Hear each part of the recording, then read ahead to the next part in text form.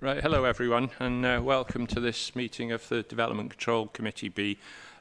We are still awaiting 2 members, so what we're going to do is do the annual stuff and the procedural stuff, and possibly also the appeals and enforcement, with a view to hoping that the other 2 members will be here by the time we start on the main items. We want as many members as possible to be here for the main items.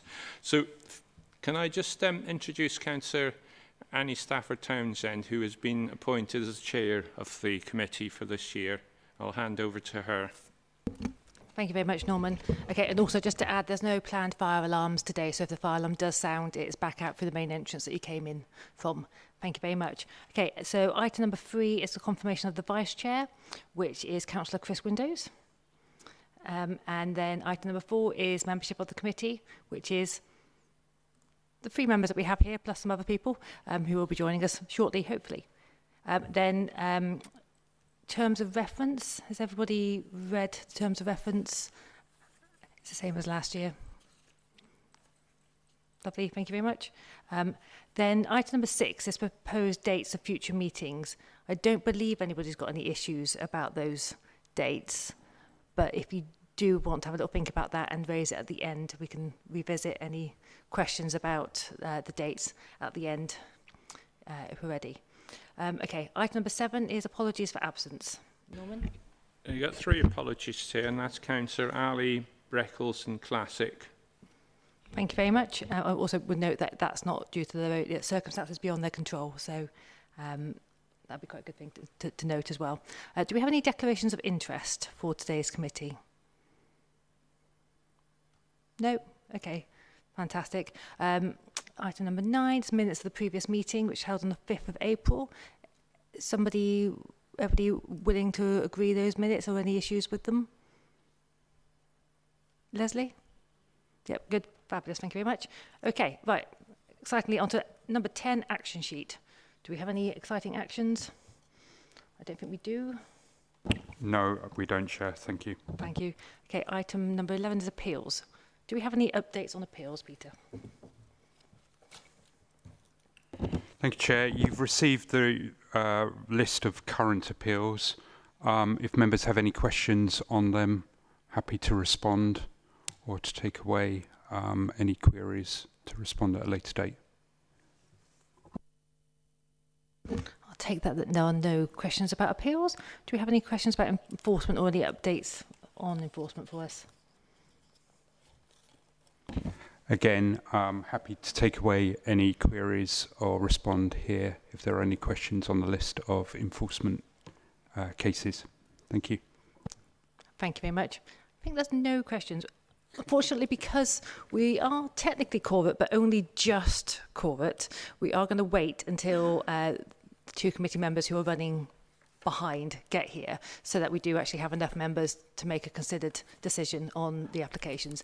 And what we can't do, unfortunately, if we start the public forum before all the councillors are here, once public forum starts, that excludes councillors from taking part in the debate or the voting of it. So therefore, in order for you to have the best understanding and the best consideration of the applications, we are going to just wait for a moment. So I'm really sorry to the delay, but hopefully very soon they'll be here. And somebody can sing us a song in the meantime. Okay, open mic now, just for telling us a joke, sing us a song, or finding something to ask questions about on enforcement. Or appeals.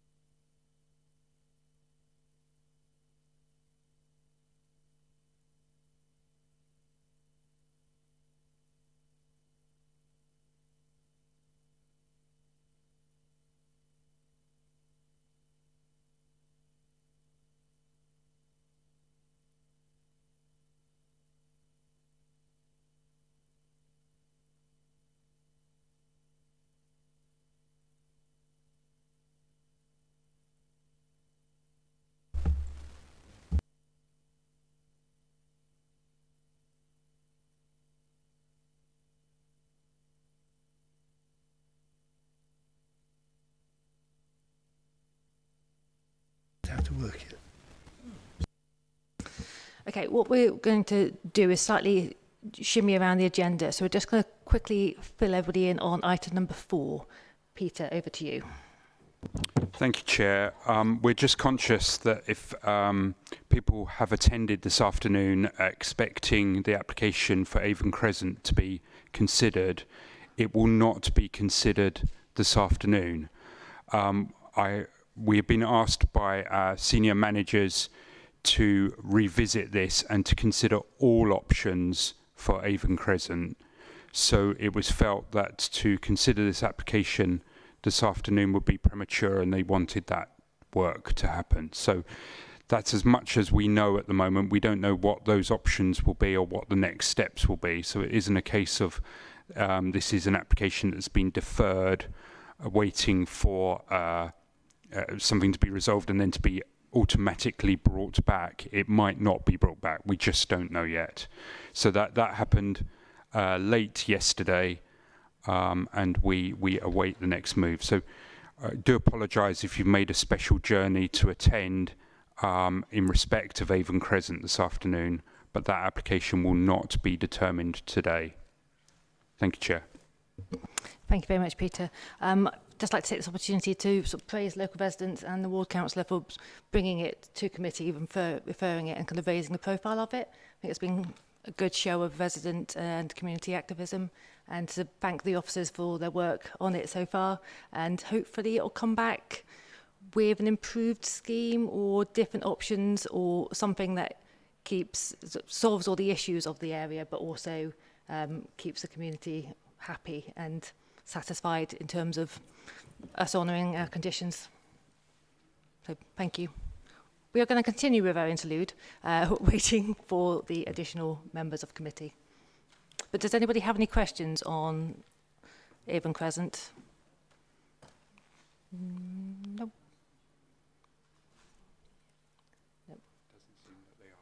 No, so that's good. It's good. Yeah, it's good. The messages. Yeah, exactly. Okay, so when we do start the public forum, all the councillors on the committee have been emailed the slides from the presentation from the officer. So you'll be able to see them up on this screen here and the screens either side. We'll have them on our laptops. So if we're not looking at the screens, it's 'cause we're looking at our laptops and seeing it there. It means we can see the detail. And then, round of applause. And then what I'll do is I'll call members of the public up for member forum. If you come up to the mic, you've got 1 minute to speak. There we operate a traffic light system. So when you've got your full minute, it's green. And when you get down to 30 seconds or halfway, it goes to amber. And then when it gets to red, it means your time's up. And I'll start waving at you to wind up then. And if you could wind up, that'd be great. Time does go really quickly. You don't need to read out your entire statement, but sort of pick out the sort of most important points that you want the committee to hear and remember. Thank you. Should we start? I think so. We are going to make a start now, and unfortunately the remaining councillor won't be able to take part in the debate or the voting for this item. So, first up we have an application in Redland. So, let me find my correct bit of paper.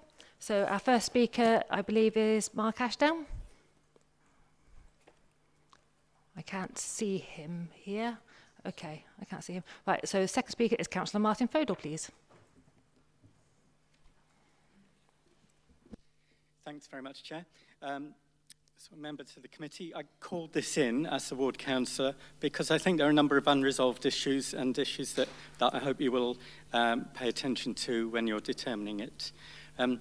Everyone does want to see the derelict site redeveloped, but we want to see the unresolved issues made good. So you already have a site where 9 flats have been given permission quite recently for development. What happened was the same developer came back with a proposal for 14 flats, and now they've negotiated for 17 apartments in the same site. And a lot of people consider that to be overdevelopment. And 13 of the units are single aspect. That means they only have light coming in one side or fresh air coming in one side of the building. There are also issues around privacy because there's overlooking of the library apartments, which were built quite recently, and that needs to be resolved. Also concerns about parking and the double yellow lines that, as I came in today, are covered with other vehicles parking there, not being monitored or enforced. There are mature trees around the site, plus a tree in front of the Berkeley roadside, which was sponsored by residents because they wanted to maintain the integrity of the line of trees up Berkeley Road. And it appears that having promised it would be at least relocated, if not protected, it's now not even going to be protected or relocated. A lot of concerns about that because the residents paid for it who are surrounding that area. Finally, the site is, in fact, I believe is proposing to close the footway, the pavement in front of the development, for the whole length of the development. Now, this is the busiest pavement on the whole of Berkeley Road. It's got hordes of people crossing the roads to it. It's got people coming around the corner, going to the library, going to all the shops on Gloucester Road. Closing the pavement for the full duration of the development seems unnecessary and liable to cause a lot of safety and potential accidents, as people have to crisscross back to the other side of the road just to cross again at the edge of the development at the corner. So I hope you'll give attention to these issues, look at the potential for overdevelopment, absolute minimum size apartments, and protect the tree that residents have already paid for. Thank you. Thank you very much, Martin. So we forgot to press the button that time. So we'll do it for next time. Okay. Mrs. Eswell and Dr. Kaywell, please.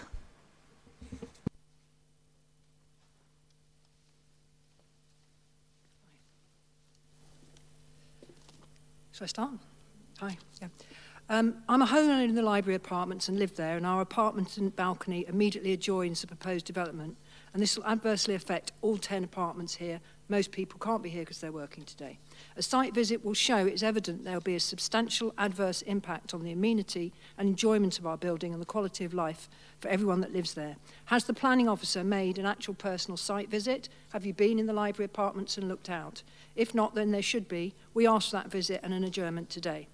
The scale and extent of the plans would mean extensive overlooking into our homes with the consequent lack of privacy and amenity. Any windows, terraces or balconies should have opaque glass in any case. The development windows, terraces and balconies will be looking directly into our sitting rooms, onto our balconies, straight into bedrooms. The plans also allow looking into apartments from other oblique and indirect vantages. This noise of a densely populated building of 17 apartments so close will further erode the amenity. Directly opening balconies and windows adjoining would allow this noise to travel. Sound insulation must be sufficient and proper consideration given to the impact of so many more homes and people living in such close proximity. Done. Thank you. Lovely. Thank you ever so much. Okay, Christina Gerard Duffy, please.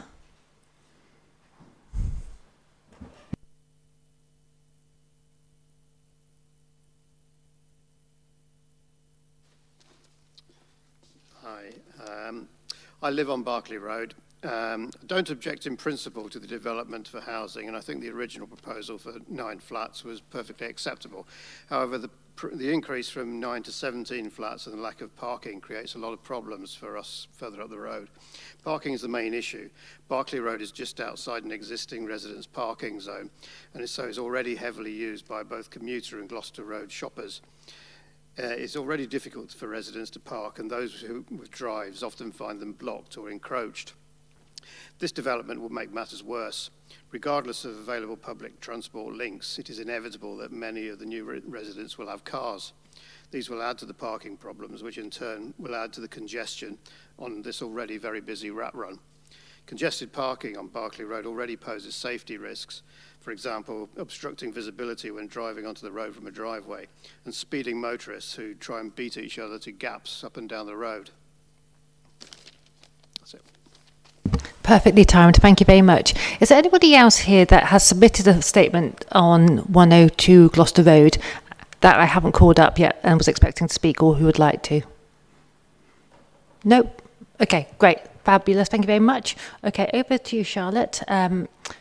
Committee, you should have the slides in your inbox now. Thank you, Chair. Can everybody hear me okay? So the application at 102 Gloucester Road is for demolition of the existing building and replacement with a new build element, conversion of the existing first floor and loft spaces of the former chapel building.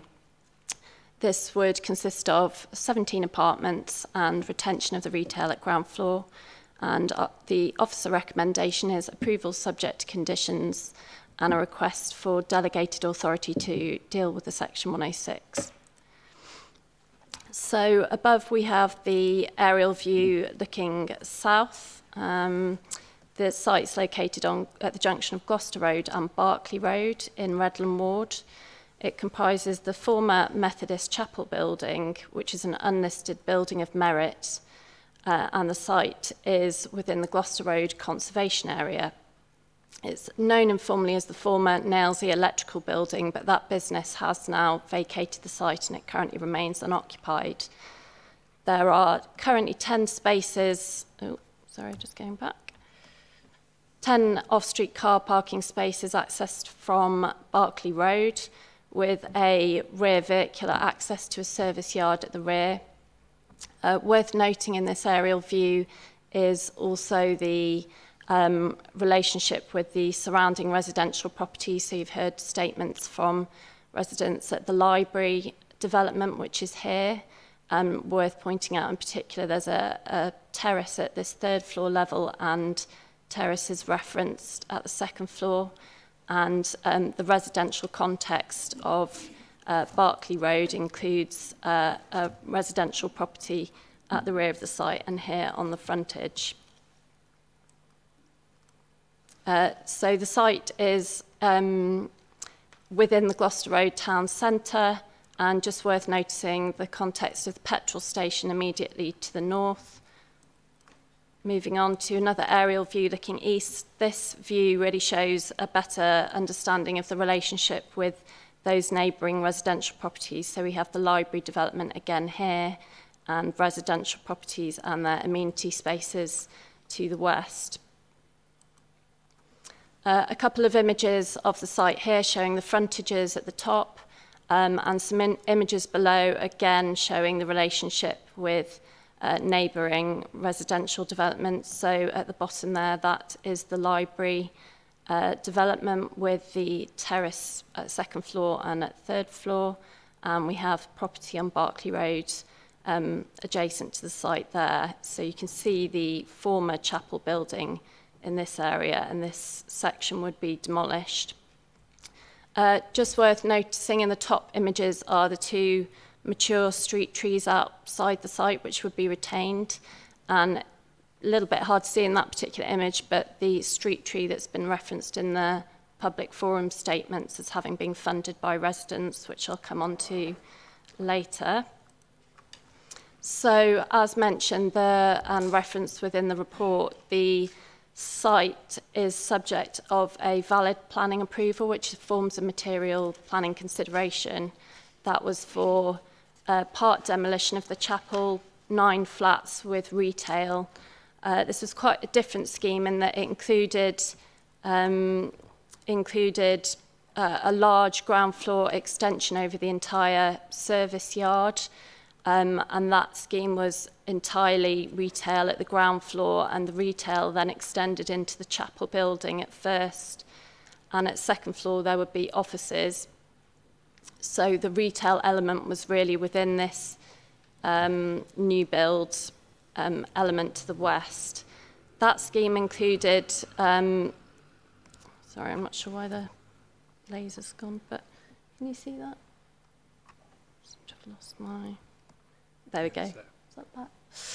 Yeah, so the approved scheme included 10 off-street car parking spaces, and they were designated for the retail use. Overall, that approved scheme had the same design and footprint and what I'm terming the building envelope as the current proposal.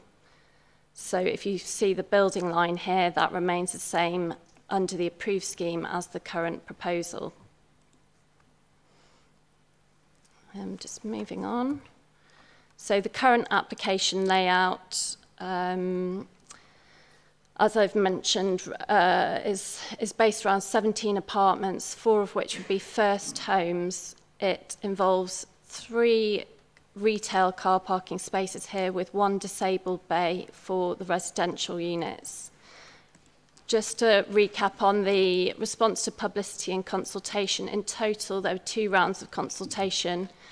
We received 28 comments from 28 contributors on the application, 20 of which were objectors, 5 general representations and 2 in support. There's a full summary within the report, but as you've heard from the forum statements, the main objections include impact on highways and parking, impact on the residential amenity of neighbouring occupiers, overall amount of development, and the point regarding the street tree. Turning to the matter of highways and parking impacts, the current application as submitted did include off-street parking to the frontage of the Berkeley Road frontage, and that would have been to serve the retail use as per the approved scheme. However, because this would have resulted in basically cars parking, customer car parking immediately outside these residential units, officers in discussion with the transport colleagues advised the applicant to consider removing those parking bays immediately outside the residential units, leading to these landscaped areas that you see instead. That's covered in key issue F of the report in more detail. Transport colleagues have advised that in their professional view, the proposed development would be acceptable, and Pip Howson is here today to assist with transport-related questions from transport team. I won't go into detail on the proposed floor plans, but worth mentioning at this point, the matter of the quality of the future living environment is covered in full in the report, and overall, on balance, the officers conclude that the overall living environment would be acceptable. This image shows basically the elevations that are proposed. You've heard that in particular objections have been raised by residents to the proximity of the development and issues regarding overlooking and privacy in relation to balconies. The middle elevation in this particular slide is the most useful in a way of assessing that relationship, because you can see the level changes between the proposed balconies here and existing terraces here and here. Also worth pointing out that the proposed number of balconies as shown on this upper image are a reduced number of balconies compared to the approved development. So I just want to reiterate that the approved scheme, that this current application maintains the same building lines, the same heights and the same separation distances as the approved scheme. The additional flats created would be within the ground floor level, where previously that was a proposed commercial use, and within the chapel building. Overall, there would be a reduction in the number of balconies compared to the approval. Privacy screens would be secured by condition 11. They would be to the sides of balconies immediately adjacent to the development, the neighbouring developments. Moving on to the next slide. On the matter of the street tree, the existing street tree has been identified as being in poor condition. It's been suspected it was damaged due to vehicle movements manoeuvring onto the site in the past. I've included a couple of photos that are actually supplied by the Bristol Tree Forum, the most recent, I think they were taken last week or so, who've also raised concerns as to its condition. So the approved scheme included replacement of that tree. That was really on the basis of including off-street parking and it needing to be moved further up the street. The current application as originally submitted also included off-street parking, therefore also in proposed replacement further up the street. Our arboricultural officer commented on the poor condition of that tree and also sought its replacement. So the current application recommends a condition to seek the tree's replacement. However, I note that other local contributors seek its retention.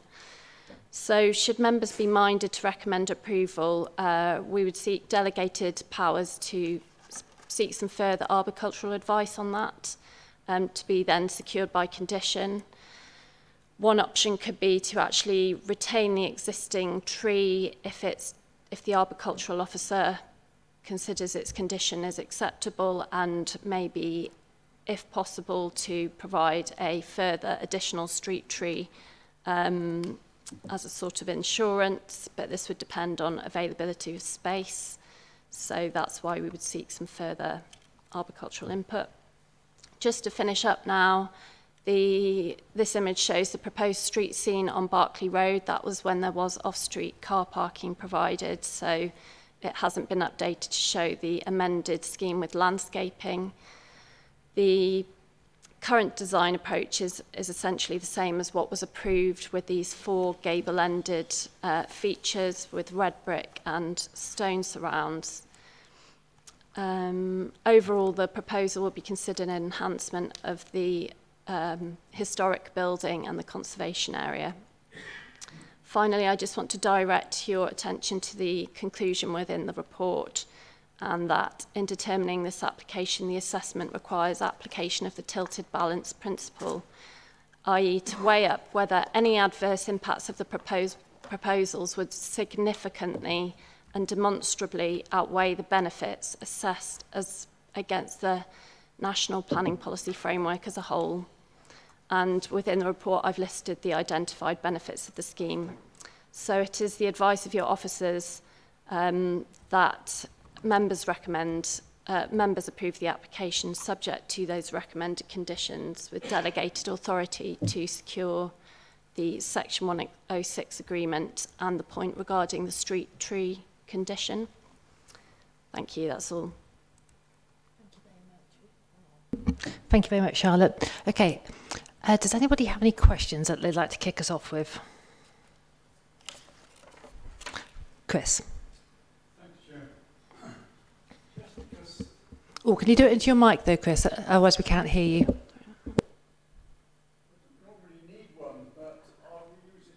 Yeah, but for the sake of our many viewers at home, they'd really appreciate, and those of us are very hard of hearing. Sorry, I forgot my viewers, yes. Yes. Okay.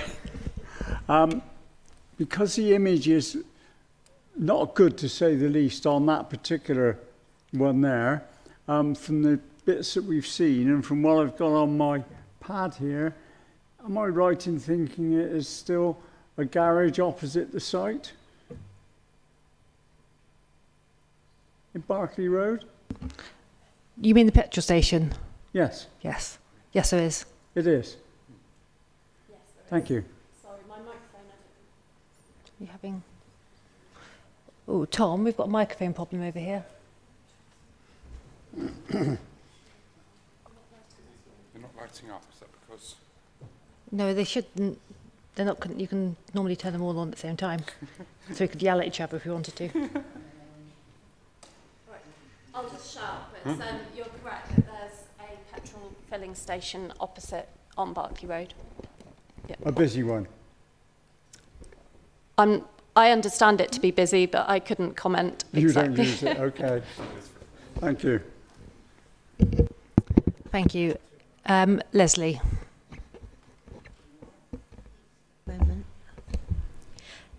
Can you outline the arrangements for the waste collections, please? Because it seems very confusing in the papers.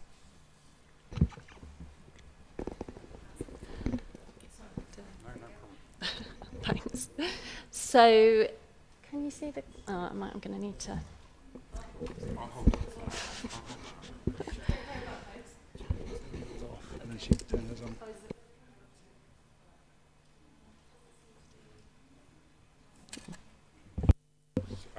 This one seems right. Okay, we're back in action.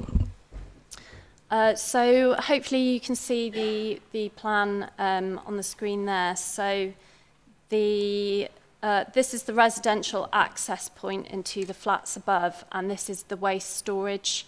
So Bristol Waste have looked at these plans and have agreed that this is an acceptable waste arrangement. So there is an internal access for residents to deposit waste, and then Bristol Waste would come, there's sufficient width of the hard standing for them to be able to get bins back to the street, and they've had a look at that and find that to be acceptable.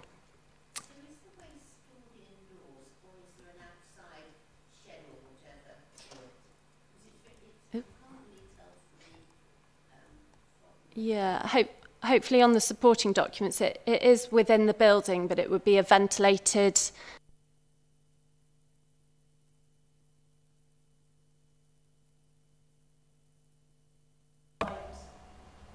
It's gone up again. Oh, On this particular site, the bike storage is at the back of the site in a separate stall.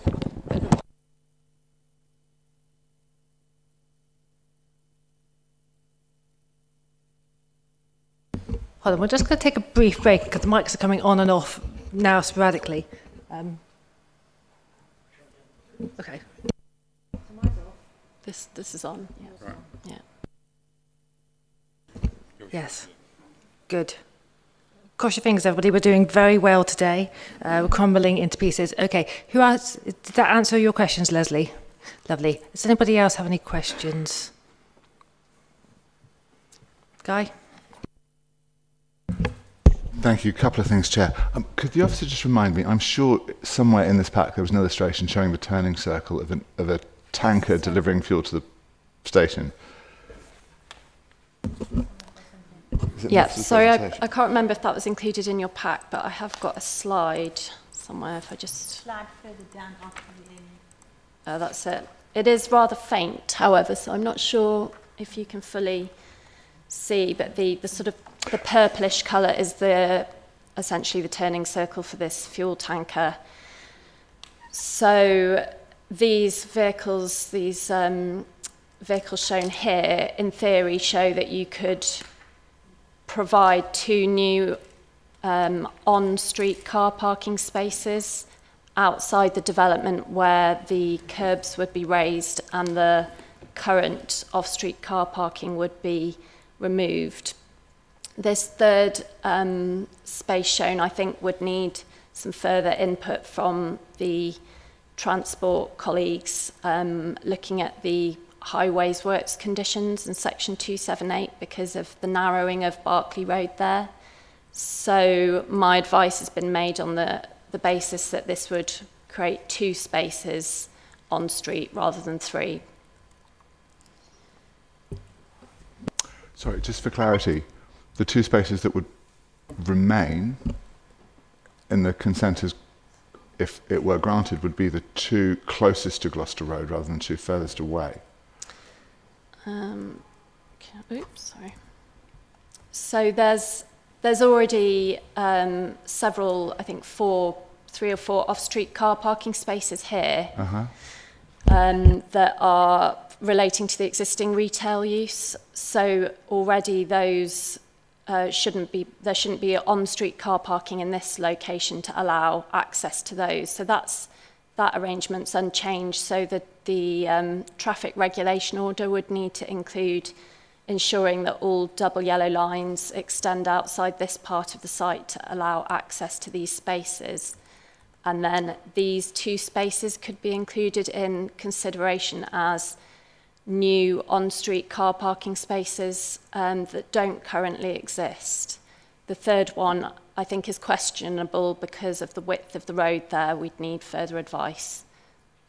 Perhaps, I don't know if Pip Howson might want to comment further on that. The plans show indicative spaces that could be considered for parking, but they're not set in stone at the moment, and we would consider what this drawing shows is that if we removed the off-street parking and introduced a couple of bays there, the tracking of the movement of the vehicle to service the petrol station can go ahead. That is what they have to do in planning terms to demonstrate it could happen. When we go into the section 278, we wouldn't put any parking where road safety would be an issue. So they're indicative, not set in stone at this stage. It would become a highways issue related to the section 278. There's capacity for potential some on-street parking is all that indicates that can happen. Could you just talk us through the policy implications of that, in the sense that if off-street parking is being removed, to what extent are we obligated to provide any new on-street parking at all? Because that looks incredibly tight to me. I'll be really honest. It would only take whatever the layout of the double yellow lines. That's still. I know that road pretty well. I think you would struggle to get a tanker lorry through that space easily as is, let alone if there was off-street parking there. When we assess an application from road safety grounds, the accepted measurement is tracking of the vehicle, and that the evidence has been provided accordingly for that. The 278 process includes road safety audits, and that may draw attention to that. But we can't dictate through the planning system, we can't dictate to the petrol station not to deliver in their existing manner. That would be deemed unfair. So what we have to say is, in principle, we could consider some on-street parking in Berkeley. But at the moment, we're just saying that the tracking drawing provided indicates that could work without a road safety implication. The whole point of a section 278 is that once we're in agreement, we go through a technical approval stage, and that allows us to be precise. And when the traffic regulation order to change the arrangements goes ahead, that's when the formal highway approval as a highway authority would do that, and nothing would. So we would have to consider talking to the petrol station when we're in the highway authority, as the highway authority, on whether they could consider a different access arrangement. But it's not a planning matter that we have to say, we ask the applicant to show what space is required, and the tracking is the methodology they use.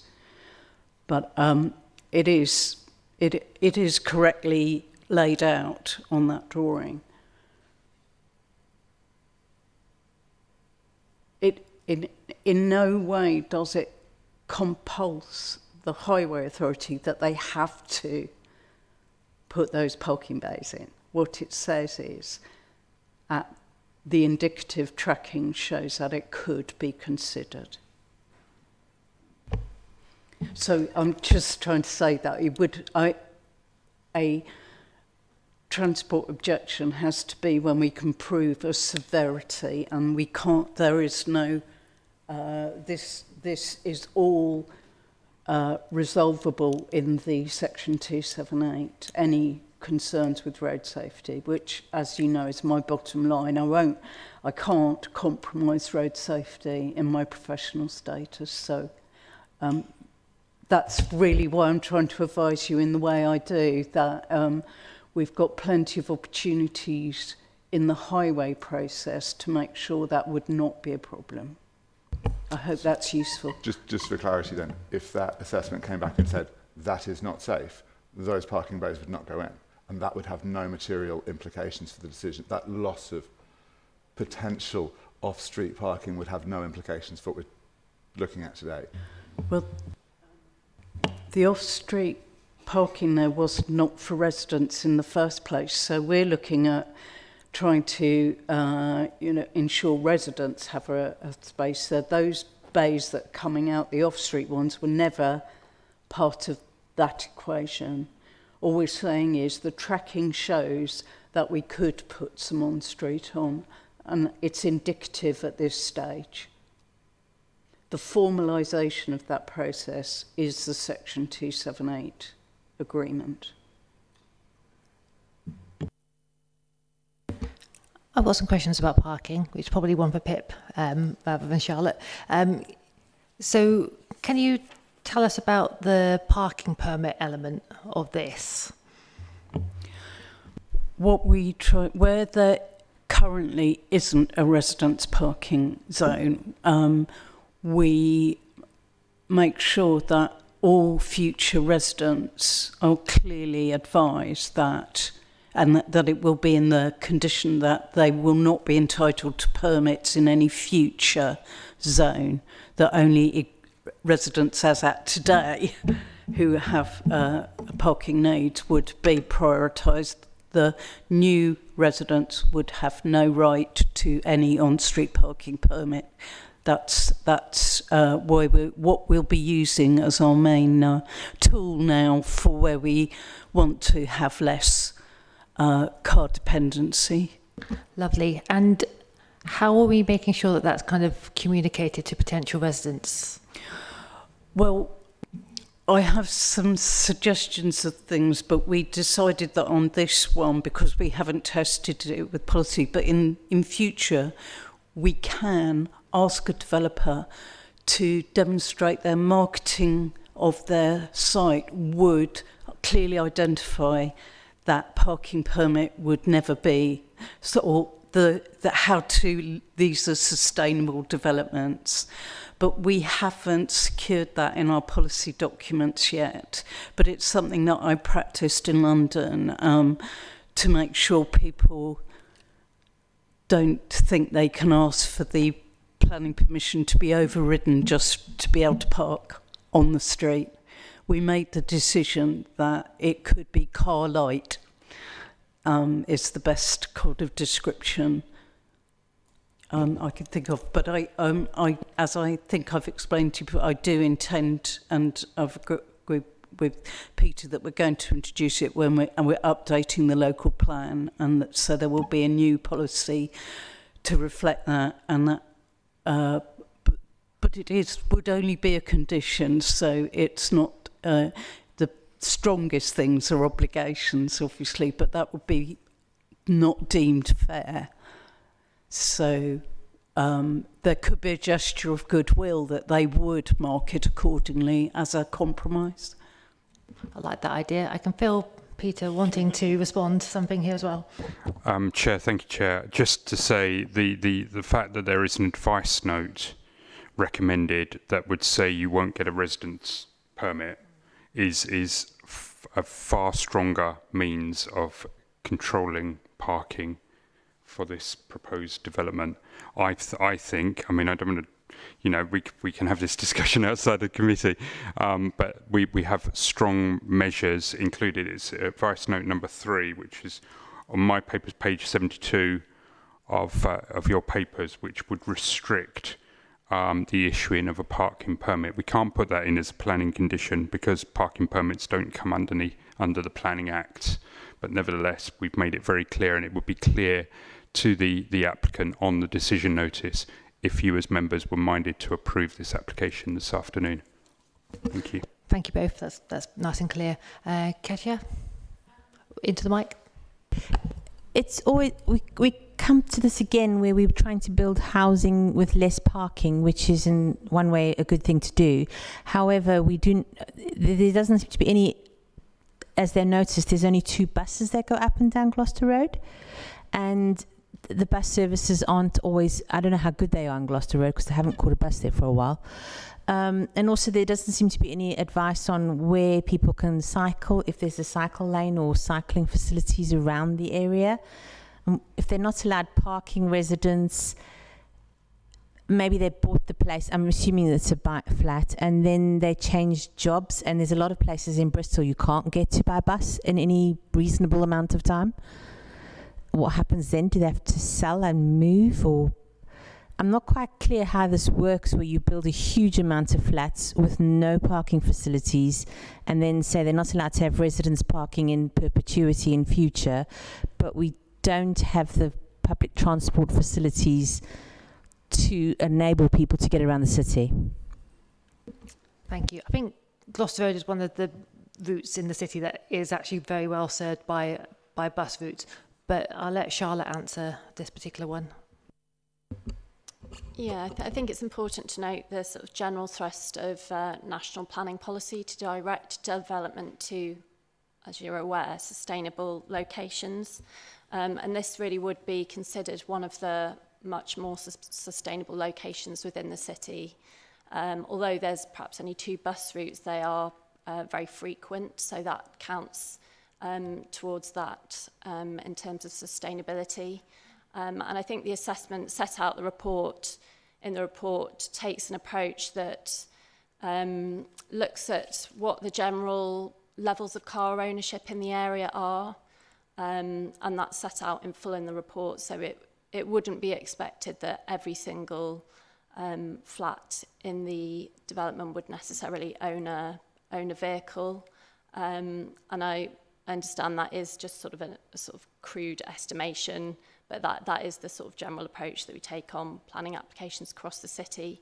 So really, I think on this site, not every resident or flat occupant might own a vehicle, and there are these sustainable transport options. There's really good bike storage provision that meets the standards. I think they were sort of missing 1 cycle parking space, but they can provide that within the space they have.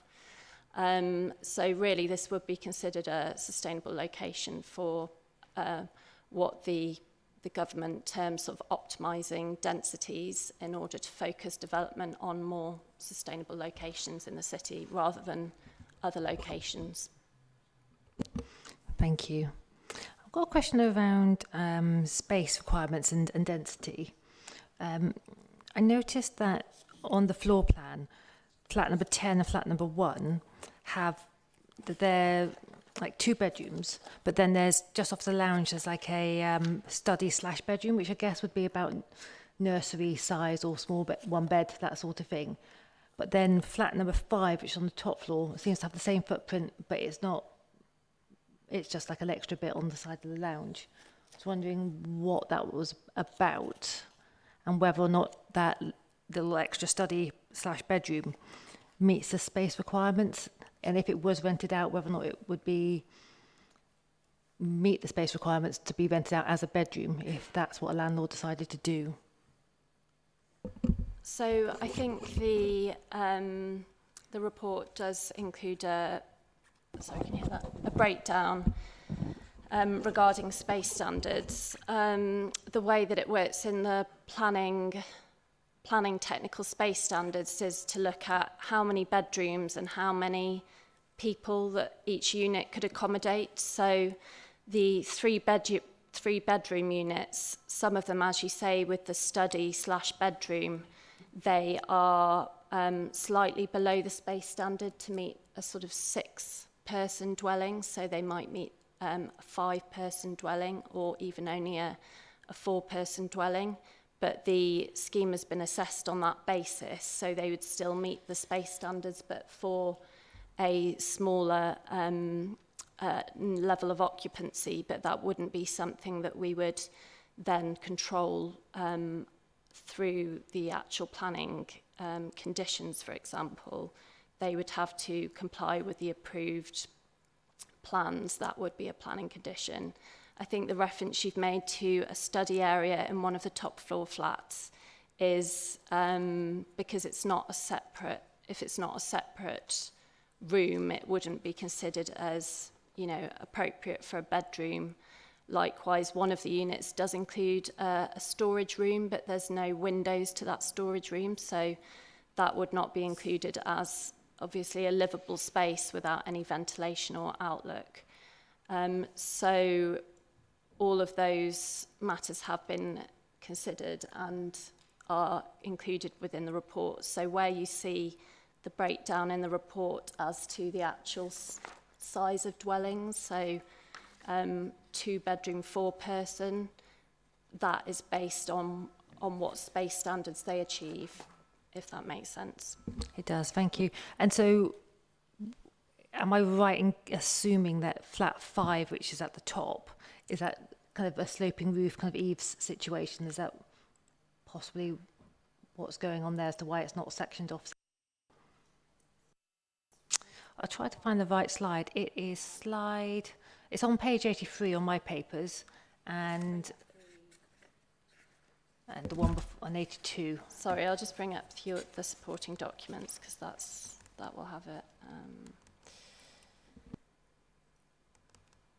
So I think on the top floor, again, the space standards take account of the fact when there is a sloping roof. And overall, I think the top floor flats were more generous in terms of the overall floor area provided, so that, you know, that it takes account of the fact that there is a sloping roof, and that perhaps the actual overall type of accommodation is a little bit different than some of the other flats. I think, I'm just looking at flat 5.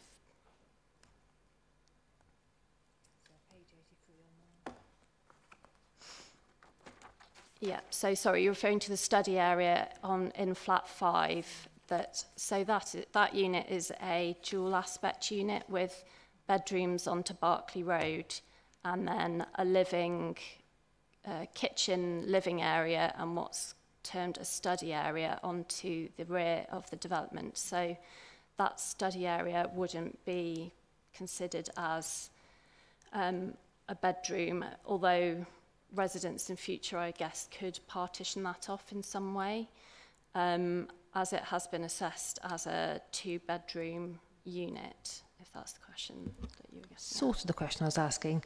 Because I was just interested that in flat 5, it wasn't separated off, and it was just a study sort of area, and then the 2 flats immediately below it, which seem to have the same footprint, have it as a study area / bedroom, and it's sectioned off. Yeah.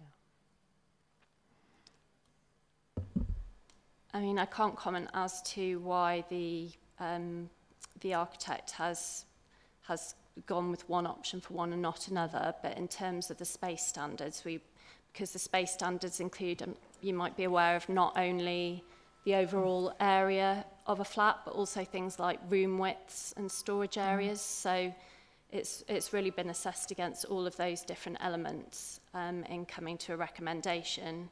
And in some cases, scheme might not meet every single element of that, but overall, on balance, we would say that the overall amenity of the scheme would meet the space standards and would be acceptable as a whole. Thank you very much. Could you also speak a little bit in response to the queries around it being single aspect for most of the flats?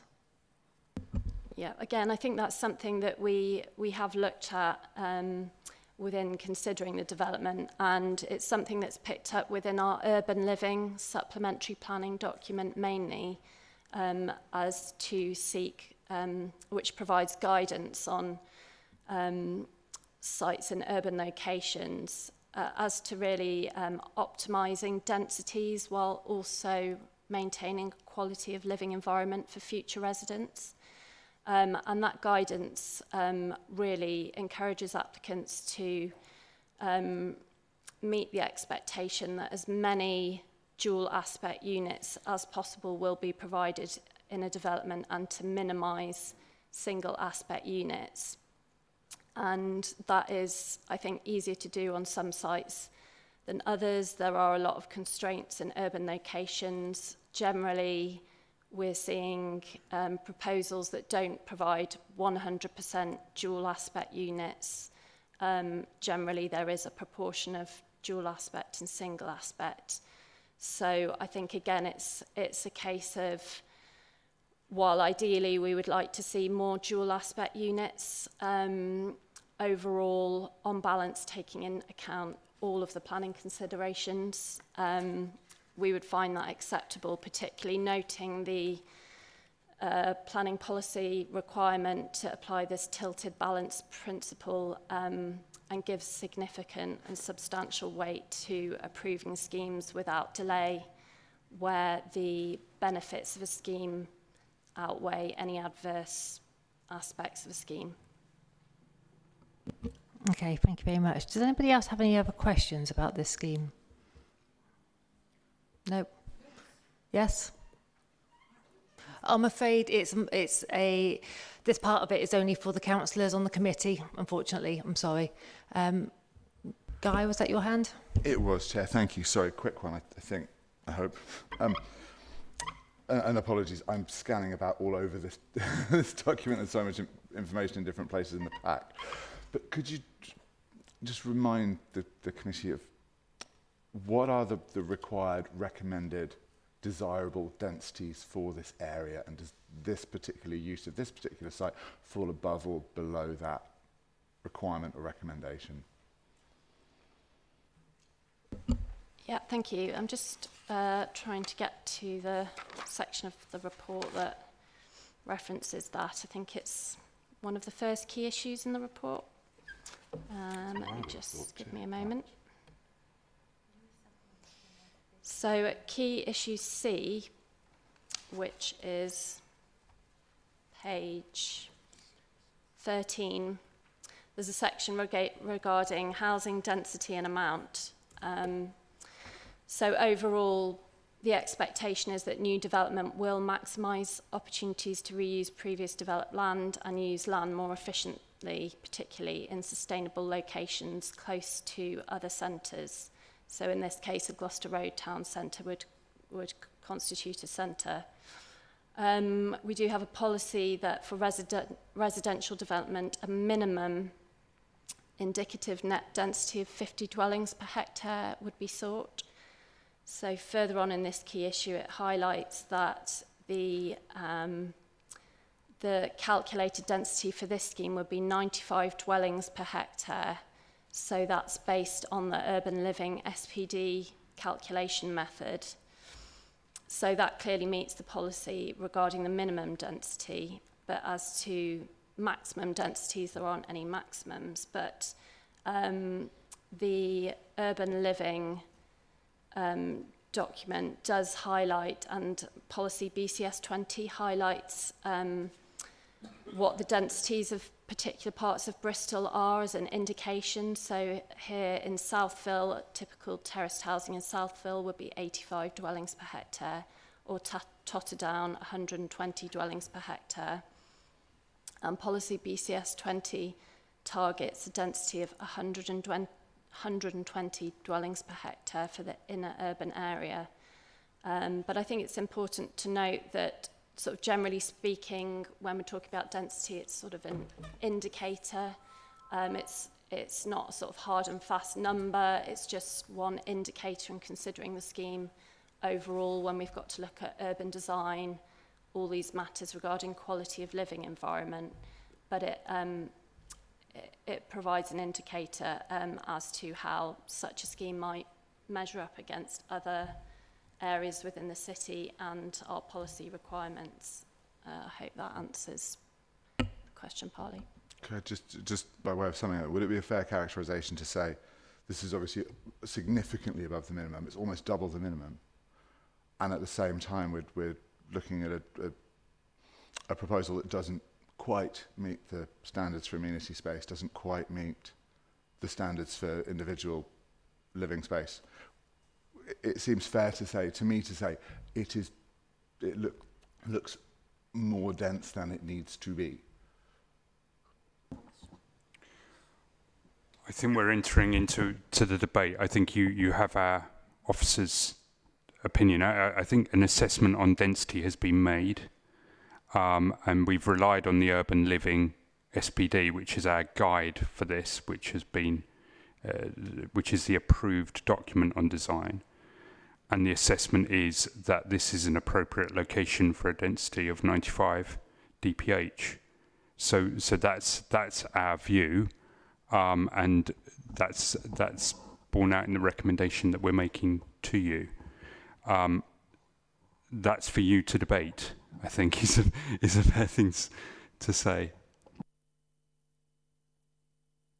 Sorry, I think I just got to add that the policy is really focused on encouraging or optimising densities close to major transport corridors and within designated centres. So this does meet both of those two criterias in terms of maybe looking at sort of enhanced density. And because this site has a more transitional character, being sort of on one hand at the junction with a commercial centre, and on the other hand with the junction with a more residential area, it's trying to judge what is appropriate. And as Peter's just said, that is part of the debate and your consideration. Okay, does anybody have any more questions, or shall we actually move on to the debate? No. Okay, all right. Do you want to start us off with your debating opinions, Guy, seeing as you have some? I'm happy to sum up. This isn't, just to conclude that point, I'm still thinking about what I actually think about this, but I suppose what I wanted to establish was there a maximum density, or is the maximum density in effect established by other metrics, by space standards, by amenity standards, by things like the number of facings? You know, that's the way that design integrates density into the context that it's in. And it strikes me that we're looking at a scheme that is far more dense than the minimum, but whilst having issues around a lot of single aspect flats by long unlit or unnaturally lit corridors, by space standards that seem beneath what I think everyone would accept are quite low space standards to begin with. And I appreciate there's a desire for higher densities around areas like Gloucester Road because it's good for footfall and it's the best location you can put high density in. I'm just wondering at what point that density, that desire for higher density caps out and we go, no, that's too much, especially given that the scheme that we're looking at is an expansion of 6 dwellings on top of the original, 8 on top of the original scheme. I suppose that was the thing I was driving towards. I was wondering if there was a maximum cut-off for density, which there isn't. I think as well, it's the same footprint for a quantity of it, and then it's as the previous application that was given permission, but then it's expanded into the church building itself, which kind of complicates, unfortunately, some of our ponderings around whether or not we could approve or not approve it if it's already got permission for the same space allocation or kind of density. Because it's fairly in line, isn't it, with the original applications that was approved? Yeah, so essentially the approved application included that large ground floor retail area, really huge ground floor retail unit. So that, what's remaining as proposed is a quite small retail unit. So that whole ground floor area would now be given over to residential use. And then the first floor and the second floor within the chapel that were approved as retail and office would be residential. So I think, as Councillor Stafford-Townsend said, it's not simply saying there's more units being crammed into the same amount of space. There's actually space that's been freed up from the retail use being converted and the office use being converted. So just to clarify that point, really. Yeah, so to follow on from that, I agree with you in terms of the reluctance around the density and the amount of floor space available. But at the same time, because there's already an application that's been given permission for that same, I don't know how material will be able to have that stack up as an objection, unfortunately, which is frustrating, but that is the situation we're currently in. I think in terms of the parking, I feel quite satisfied that the things that we're putting into place around permits not being available to residents will help kind of counteract some of the parking concerns around it. So I feel quite satisfied on that.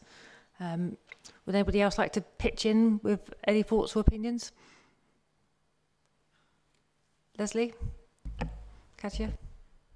I just wondered if you're taking away the office spaces and the more retail spaces, if you're not taking away employment areas. I don't know how keen people are on employment areas in that particular town centre, because we know that town centres are actually doing, these little high streets and town centres are doing better than the centre.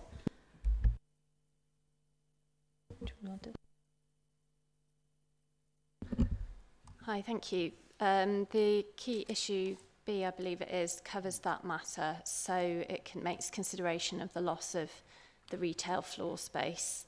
I mean, it is quite a big difference with the approved application, which retained that and extended that.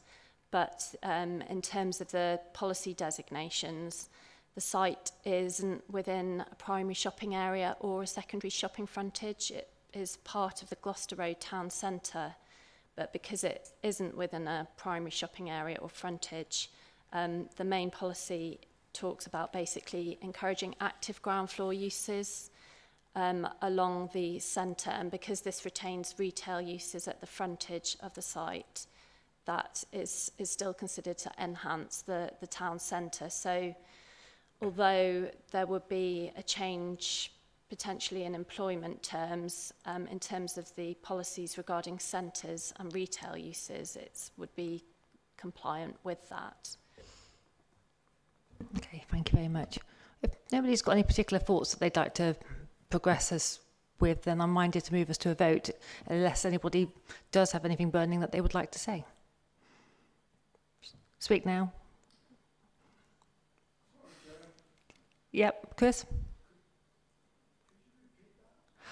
I'm suggesting that we move to a vote because nobody, well, Guy, I think, is preparing to say something, but apart from that, nobody else has anything to say. So I was going to suggest that we move to a vote for the officer recommendation to approve, unless anybody is desperate to say something else. Nobody seems to be. So if anybody would like to second the motion to follow the officer recommendation to approve. Okay, what would you like to say, Chris? But into the mic so we can hear you. I take it I'm speaking now in the debate we normally have. Yes? Right. I have concerns about this recommendation to approve for a number of reasons. First of all, I know the area very well. I lived with my parents in Berkeley Road for many years, and I also lived in Bishopston for a number of years. So I'm very familiar with this. Didn't used to have traffic lights at that junction when I lived there, but traffic lights are there for and I haven't heard it mentioned actually, but it's for the east-west traffic movement, which goes across from Berkeley Road to Somerville Road. And of course, you've got the opposing traffic on the Gloucester Road. So it's already a very busy junction. You've got a garage opposite it. When I say garage, a filling station, which I believe has also got car washing facilities there. The whole thing is pretty busy from what I've seen of it.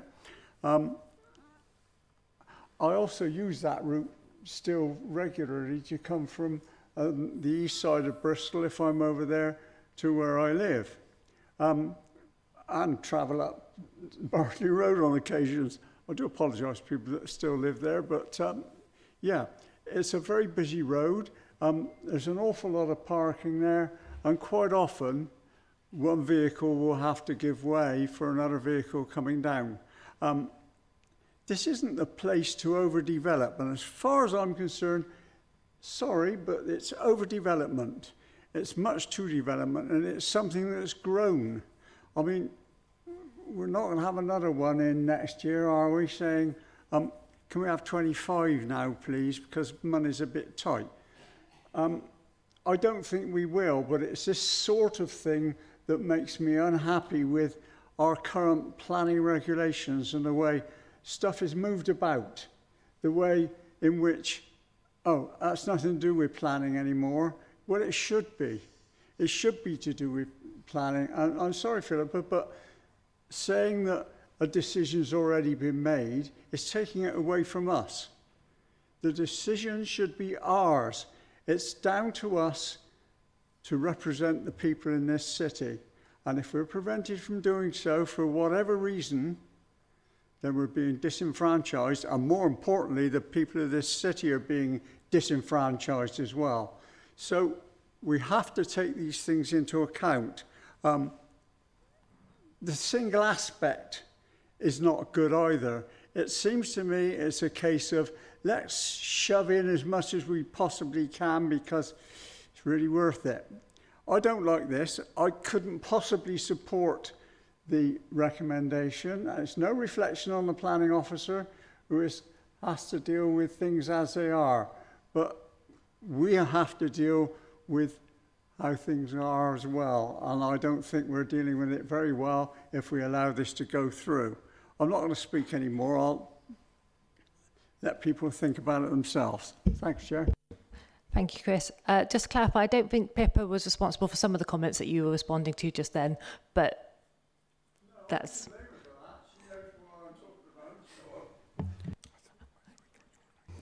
I just want to be clear that the Highway Authority is an authority that you also as members get to control decision making, because when we make a traffic management order, you have to respond. That's your statutory consultees as councillors in the areas. So I just want you to be clear that I am not in any way recommending. I'm making it clear what's a planning matter and what's a highway matter. Both you as councillors have control over the decision making, and I really worry that you would have thought that I was dictating anything, that we wouldn't care. Road safety is our absolute priority, and the Highway Authority is where we deal with that issue. Thank you, Pippa. I think as well, Chris was possibly just confused between the gingers and confused the comment that I said for yourself making that comment. Easily done. Does anybody have anything else that they'd like to say at this debate stage? Or can we move to a vote, which you don't have to go for, but otherwise we're just going to sit here and stare at each other. So I'm really sorry, Chair. I just need clarification on this. I found the section of the officer's report that I had recalled earlier. It's on page 50 in the councillor bundle. I'm not sure what page that's under in the document the officer's got, but it's under key issue F on about the 4th page. It's, yeah.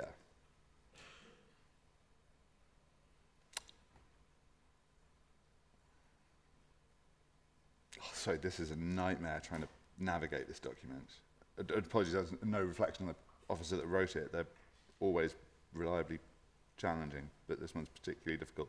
It says somewhere in that section that the proposal will create 2 to 3 on-street parking spaces to replace the ones that have been removed. Now, it sounded from what the transport officer was saying that those were not inevitable. Those were not, and I just want to know what the status is of that. Is it that we have a choice of providing the what is happening with those parking spaces? I will be as clear as I can try and be. Is the exact location that road has got capacity to take a few more bays. The exact location of those would have to meet the road safety standards. So my comment was that where they'd showed the tracking and where those 3 bays were on that drawing was indicative. It is not set in stone because the final arrangements will be subject to the 278, but there is capacity. The evidence proved that there is capacity for some on-street parking on Berkeley Road. The exact location would have to be part of the 278 process. That's the difference between what we decide in planning. The evidence shows that there is space, but the detail of that is not expected at this stage. It's indicative. and then it transfers to a highway arrangement with the section 278, and we know that we would be wanting to provide at least 2 bays in that vicinity. But where they showed on that wouldn't necessarily reflect where they would end up. They might be a bit further back down the road, is all I'm saying, is because of the when we do the detailed design, that's when we realise where the exact locations can be. And we always, that's standard with planning applications. Right, but parking is a material consideration for a planning application. That's right, isn't it? I'm not... Well, so in this case, what it seems to be saying to me is this scheme warrants the creation of 2 to 3 parking spaces. That's what it says in the officer's report. The proposal would lead to the creation of on-street parking of 2 to 3 car parking spaces. What we seem to be hearing is we don't know where those are going to be. That's a process that happens later. But on this road, on this development that faces onto Gloucester Road one way, one of the busiest streets in the city the other, opposite a very well-used junction with oil tankers coming to and going from different entrances and exits, we don't know where those 2 to 3 spaces are going to be. But there's a process. There is. And just trust the process. And we have to, they cannot start on site till we've got the 278 agreement. So it would not meet the conditions to start on site if they don't, if that can't be done. That's really what the key thing is. So if we can't achieve that for road safety reasons, then it might end up having to come back for further discussion on that. Peter, you might be able to advise better on that point. But if you can't meet the condition, and that is that we sign the 278 agreement with the indicative layouts as per the planning decision, then that's what we're supposed to deliver when we sign that agreement, and they can't break ground, they can't commence without that being agreed. That is where we stand between what the Highway Authority can do and what the Planning Authority can indicate the Highway Authority does. That's normal. So they would, so because your permission is given subject to conditions and obligations, if they can't meet that condition, then that would bring it back as an issue. Thank you, Pip. I think Peter's going to add some additional clarification.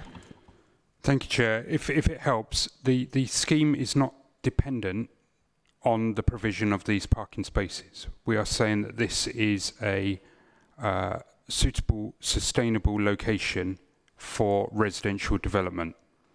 So that even if we've got to the stage where these parking spaces could not be delivered, the principle of residential development. So that's the first thing to say. In terms of, there is a distinction between highway safety legislation. So when reference is made to section 278, that's under the Highways Act. Under the Planning Act, we have the plans which form part of the recommendation, so they're listed in the recommendation, and they show that, and as has been said in key issue F, there could be provision for 3 parking spaces. So we have plans that illustrate how that could be done, but that is not yet subject to all the safety audits that are required.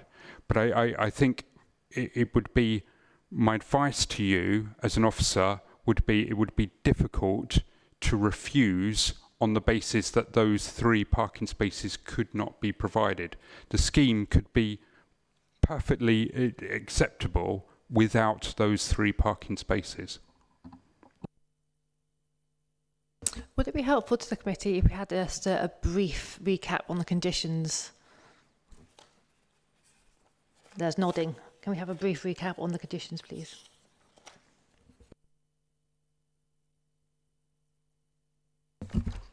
Sorry, bear with me a moment. I'm just scrolling through to the conditions page.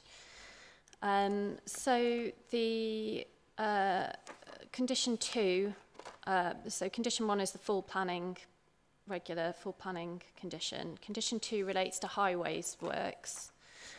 So that's really to ensure that the reconstruction of the footway along the length of the site is achieved to an acceptable degree. You can see the detail of that includes threshold levels, weighting restrictions, street furniture, street tree pits, curb levels, stopping up, etc. Construction environmental management plan is condition 3. That's quite a standard one on most application sites of this sort of size for major development. Requires developers to put together quite a detailed construction management plan.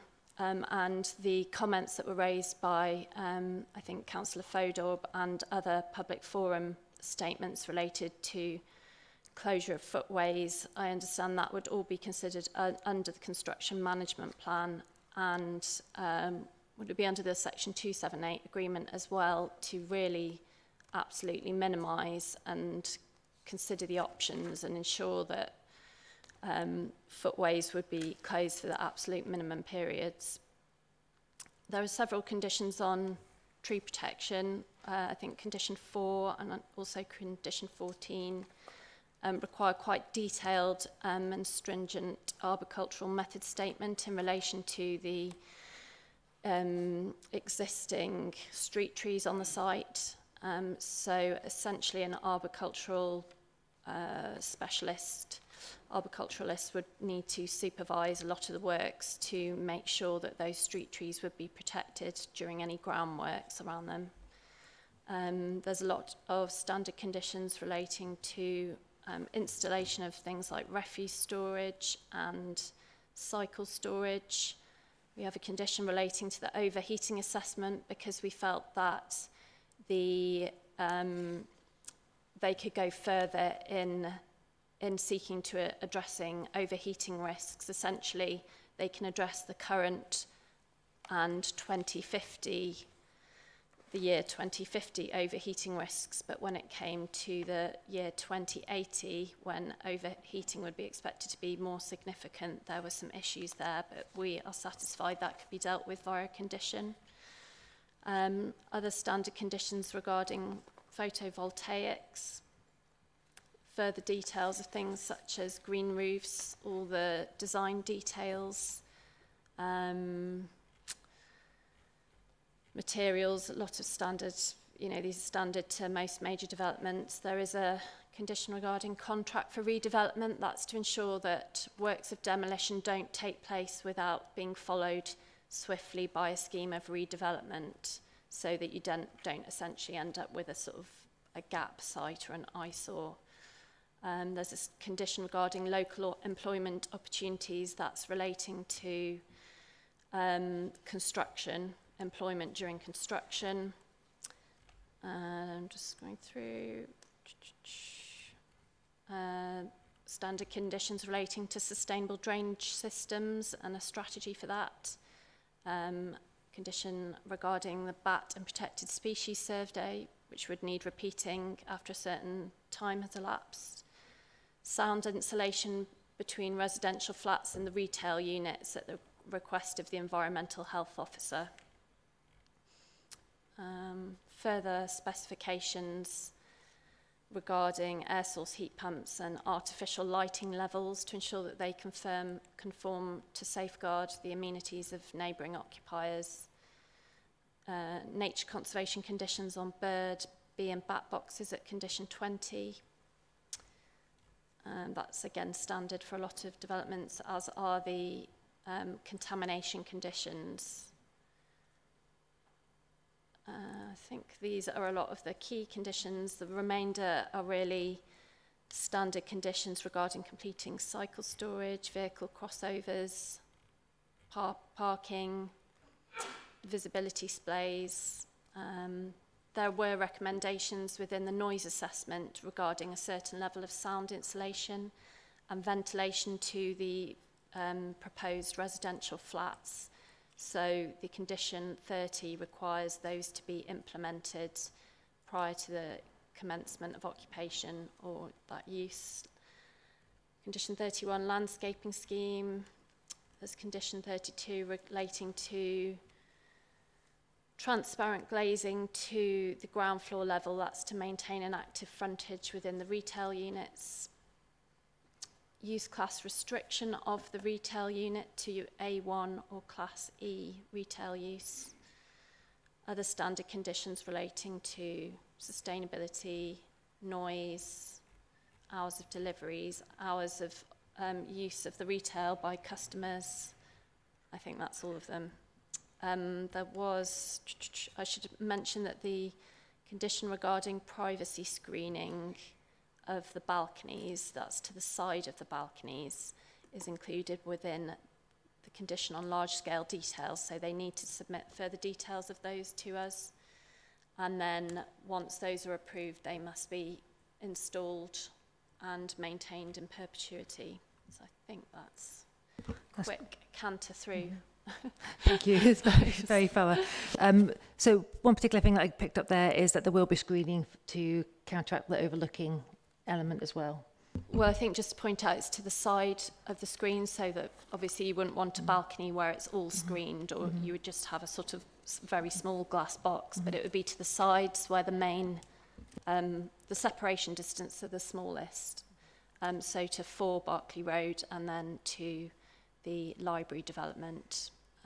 I'd be happy to show that on a slide if required. Okay, thank you very much. And also there are 9 bus routes at the nearest bus stop to this development as well. So it is quite well served by the buses. Are there any more questions? Because I would really quite like to move us on. We'll now go back to the debate. Would anybody like to have something to say about it now you've had more information and more questions answered? No? Okay. In which case, can I have a seconder to move the officer recommendation to approve, please?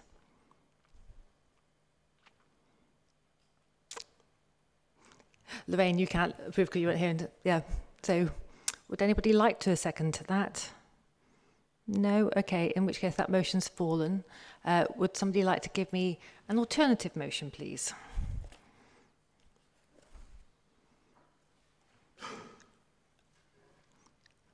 Okay. Guy? Chair, if I may, apologies. The reason I can't quite bring myself to vote for this is the sheer volume of those conditions and areas where it feels like policy has been pushed to its absolute limit and a little further. And that happens so many times, I feel, during this report. And I give all credit to the planning department and everyone involved in this who seems to have bent over backwards to give this applicant to get it to a place where it could be a grant. But the number of instances I find through this report and this discussion where we have a standard and it goes a little bit beyond, and another standard, and it just seems to be little compromise on little compromise on little compromise that adds up collectively to one of those developments where you just have to say, it's a bad design. At some point, you have to look at this and say the context of this to push the density that we want into that space. This design just isn't doing it. I am aware, I do not want us to lose this on appeal, and I'm very, very keen that we stay within the planning policy framework. And if the officers have any suggestion as to how we can overcome that problem, I would certainly welcome a suggestion from them. If this was one of those developments where you say you've got to take those 2 flats out, you'd have the space that you need. You wouldn't have the worry about you wouldn't have the worries about parking. You would be able to build in more dual aspect. You would be able to build in some lighting into the corridors. You'd be able to overcome all of these little quality of life issues that add up to something with this. But as it stands, I don't feel I can vote for it in line with the policy that we've got and written for it. It just seems like a few compromises too far. Peter? Thank you, Chair. The recommendation, your officers have assessed the application. We have. I cannot enter the debate. I'm not a member of the council. But we've made our view clear as officers that there is sufficient grounds to approve this scheme.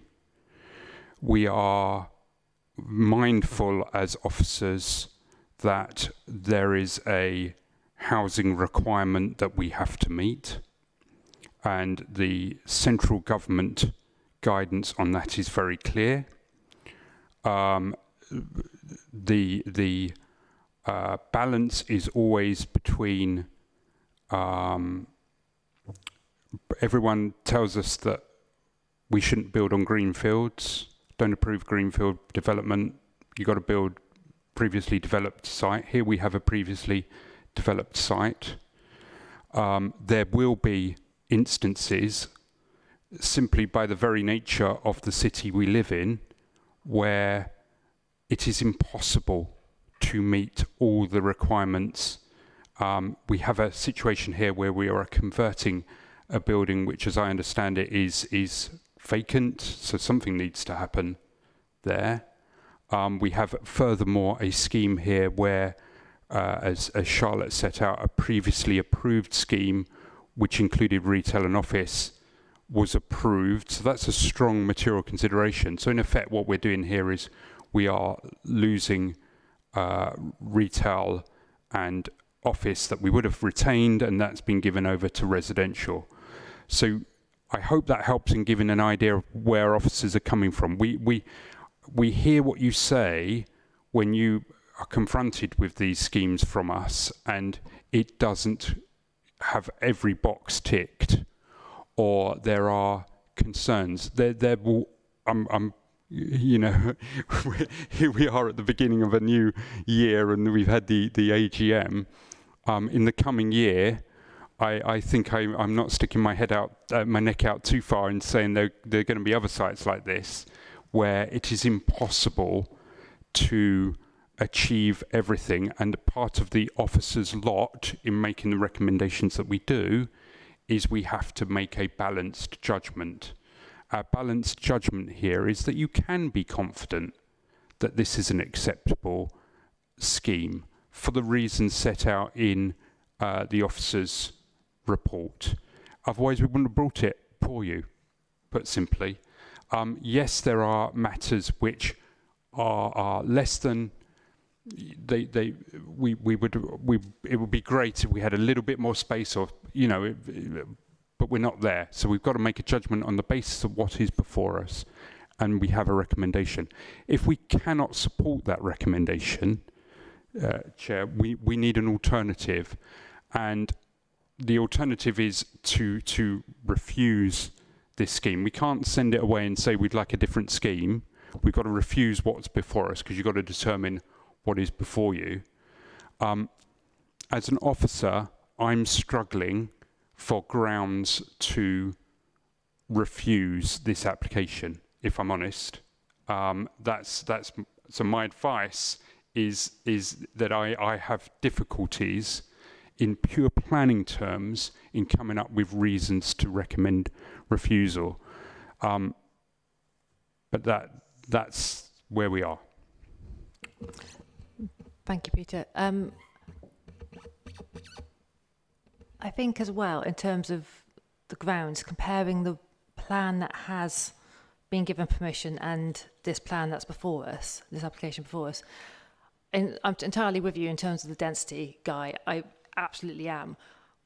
But also, unfortunately, the floor area, the space in the new bit that's being applied for is actually bigger than the flats that have already got permission for, because if you compare the two, it seems like the smaller ones, the ones that are dual aspect, are all in the bit that already has planning permission. That's in the original application, whereas the ones that we're looking at to give additional or the new permission to are a little bit bigger, and they do have dual aspect. So all of my issues are with what's already got permission, and that's not anything that we can do about because it's already got permission, which is the bind that I think we're in, that we have to be, unfortunately, really realistic about. So, Guy. If I may, Chair, and I'll just await the groans from other members of this committee, but obviously we can't.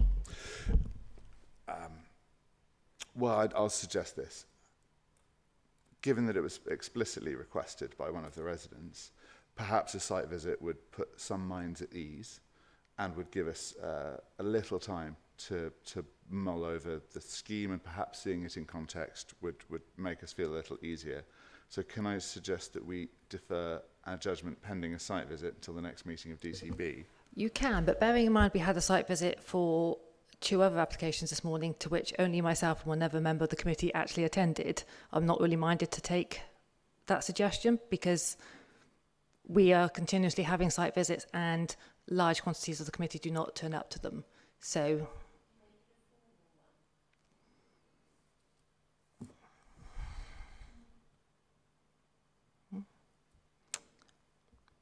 I mean, Chair, I'd be content with that.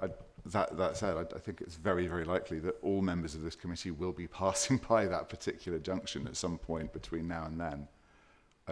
Yeah. So, but equally, I'm not entirely sure what a site visit is going to change from that point, because we've all clarified that we all know the area as well. So I don't know what it's going to give us that we don't already have, other than bump something down the road, leave us at risk of non-determination, and extend the sort of frustration and suspense for residents who would like a conclusion, I'm sure. So, as Peter says, we are faced with either approving it or rejecting it. Now, I've moved a motion to approve it, and that's fallen. So if somebody would like to move a motion to reject it, and we can have a seconder for that, then we can move on. Either that, or we all sit here forever, and that's less fun. Chris. Thank you. So we have a motion from Councillor Chris Windows, to reject the application. On which grounds would you like to reject it, Chris? And into the mic so we can hear you.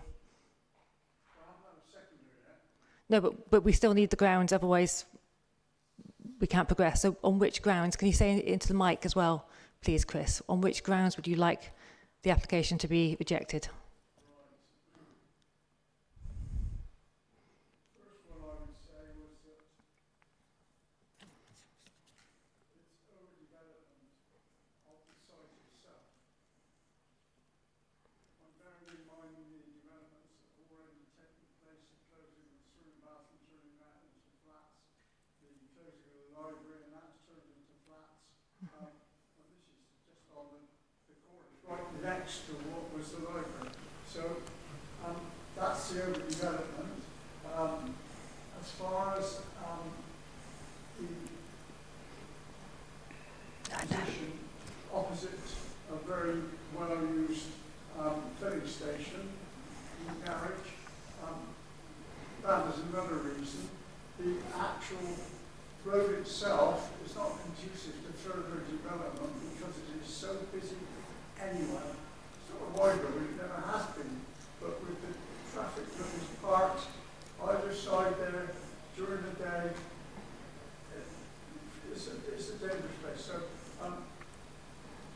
those are my reasons. I'm sure there's plenty more actually. Oh, the other one is the limited aspect for a number of the flats as well. We shouldn't be having those at all. It's not right to create those sort of dwelling places.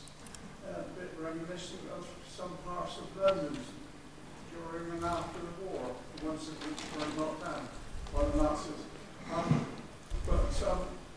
We shouldn't be having those. People should have decent places to live. I don't think that this fits that. So that's why I feel the way I do, and I think I would be wrong to feel any other way. Okay, thank you very much, Chris. So just for clarification for anybody who couldn't hear because Chris wasn't speaking into the mic, that was overdevelopment, proximity to the filling station, the busy road in close proximity, and the single and limited aspect nature of the apartments. Is that right, Chris? Yeah. Great, thank you very much. Did you get all that? Mm-hmm. Chair, just on the second reason for refusal, proximity to a filling station isn't a planning ground, but are we?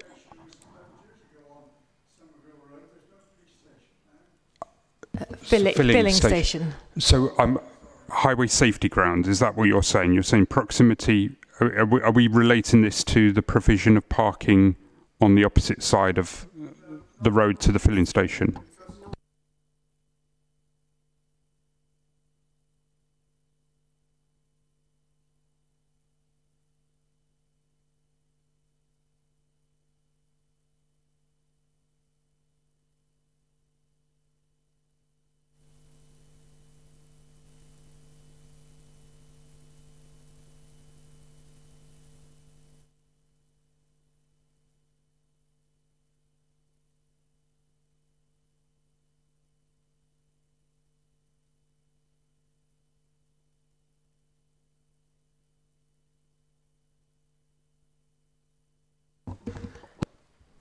So just to be, so it is highway safety grounds. It rather than just proximity to the filling station. That's fine. I just wanted to clarify on that. Yeah, thank you, Chris. We just need to be really clear about the grounds on which we're rejecting. Okay, so that's a motion from Chris. Do we have a seconder for the motion to reject? Okay, fabulous. Thank you very much. Okay, so then I will move us to a vote. I'm going to start over there with you, Leslie. Into the mic, otherwise we can't hear you. 4. Thank you. Chris? 4. Guy? Against. 4. The rejection. For the rejection. Is that, did you mean to vote against the rejection, Guy, or for the rejection? Got to think I about meant to vote against the rejection. Okay. Thank you very much. I'm also voting against rejection, but the rejection does pass. So it has been rejected, just so we're all clear about what just went on. Okay. Peter, do you have everything that you need?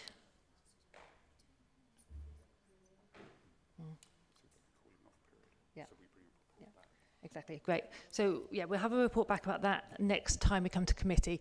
We're going to take a brief comfort break. If you could all be back here, if you're returning, at 5 to 4, that would be highly appreciated. Thank you very much for everybody else's patience that is waiting.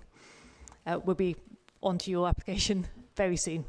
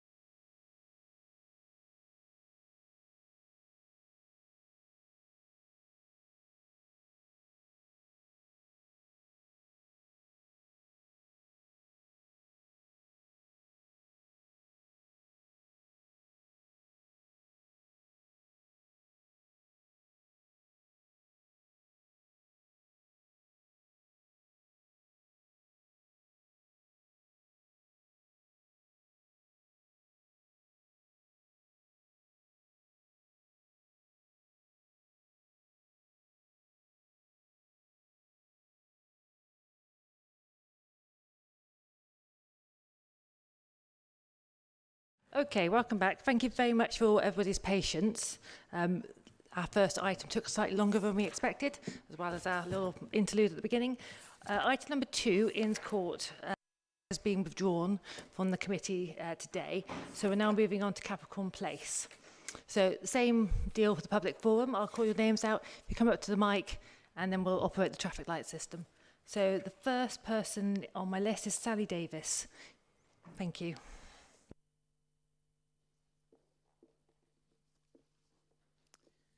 Members, thank you for the opportunity to speak today. I am Sally Davis, the planning agent for this application. The proposals before you today will deliver mooring facilities in keeping with the Harbourside's maritime heritage and its modern-day focus as a water-based leisure destination, and it will also incorporate floating reedbed ecosystems, delivering biodiversity net gain. The design of the proposals and the contents of the submitted management plan have been informed by pre-application feedback from your officers and residents. Environmental health and crime prevention consultees raise no objections to the proposals such that they will not adversely impact on the amenity of nearby residents. The constructed pontoon will be towed up the harbour to minimise disruption and will be demountable to enable access to the dry dock opposite if required. It will be connected to the harbourside by a new ramp and will complement existing accessible facilities at the nearby Brunel Quay. The proposals will add to the vibrancy, biodiversity, provision and maintenance of water-related leisure facilities within the harbourside area and are policy compliant. I urge members to agree with the officer's recommendation to approve this application. Thank you. Thank you very much. Okay, next we have Dave Hopkin, please.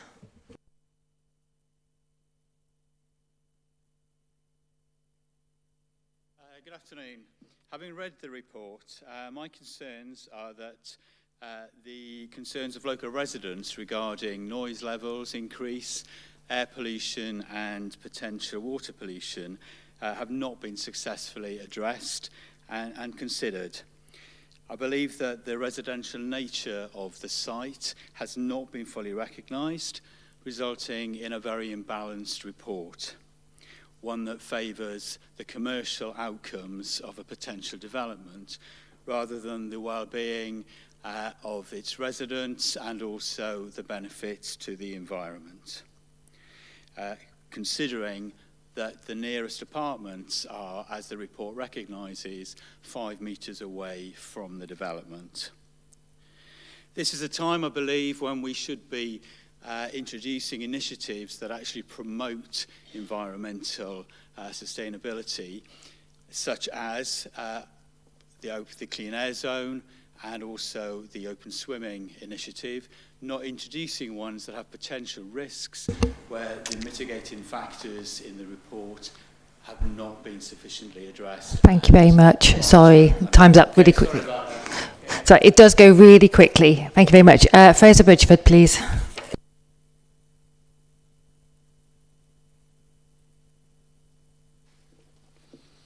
Hi, Chair, Councillors, good afternoon. This major 34-berth marina is planned for an unmistakably residential area within 5 metres of our homes, with masts reaching ceiling height on third-floor flats. Regular, excessive, disturbing noise will be generated from rigging, pontoons, engines and crews on boats. It was claimed that reed beds would help reduce noise, admitting a noisy environment. However, there's no evidence for this whatsoever. A false claim. No acoustic analysis has been carried out and no mitigation required, as through DM35 states, development will not be permitted in this situation. A very significant 35 objections have been lodged. Capricorn Place consists of 43 homes. Residents are overwhelmingly opposed to this. There have been no supporting comments for this development. Surprising, as you might expect, some of the 300 plus people that are supposed to be on the waiting list for these berths might have done so. A one-sided officer's report only defends this BCC development, not giving due weight to our serious concerns and ignoring non-conformance to policies. No dialogue has taken place with residents. This unjustifiable development does not conform to BCC planning policies, including DM35, BCS 21 and 23, which are there to ensure existing amenity of residents is maintained. It also contravenes the original consent for Capricorn Place. Thank you, Fraser. I think you should reject this. And just to give you an idea, as to what rigging sounds like. Okay, thank you. Thank you very much, Fraser. You have well and truly exceeded your minute. Councillor Patrick McAllister, please.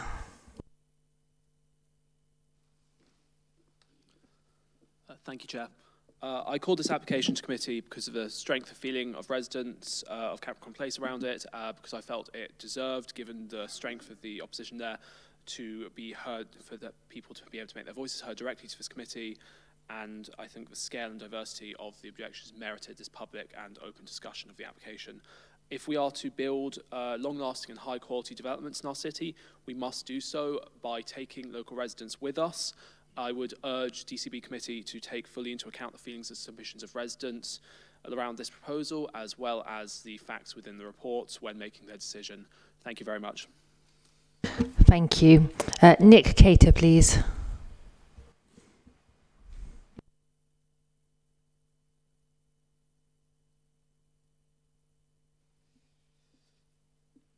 Having lived in Brighton Marina for a year, I can testify that the noise and clamour from rigging sailing boats causes an excessive cacophony, especially for a residential area.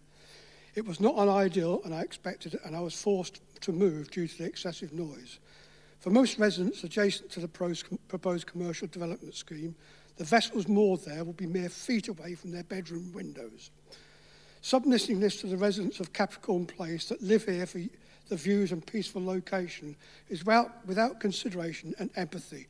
The noise level will be totally unacceptable for a residential area.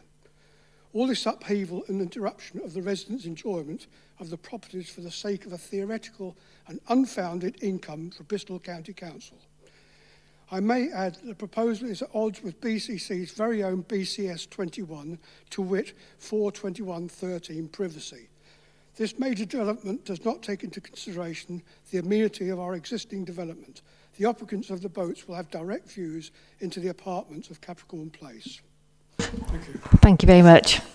Okay, next I have Steve Carpenter, please.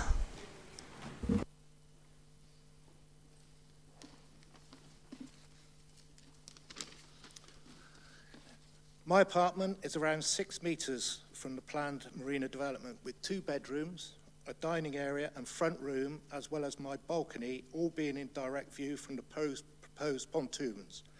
I fail to see why the 21-metre amenity and privacy planning rule has not been applied in this situation, with boat owners able to sit on their boats, all having direct views into my property.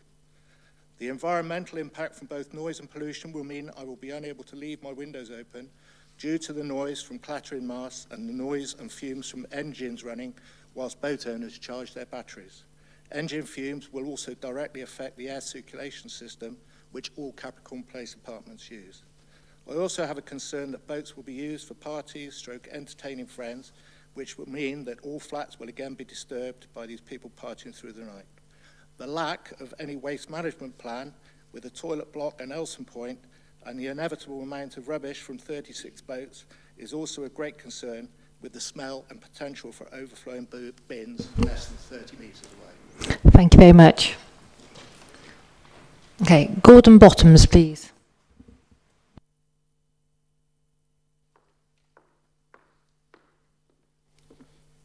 I moved into Capricorn Place in 2003 when it was built. A wonderful place overlooking the harbour, looking at the SS Great Britain, and I knew that nobody would ever be able to build in front of me.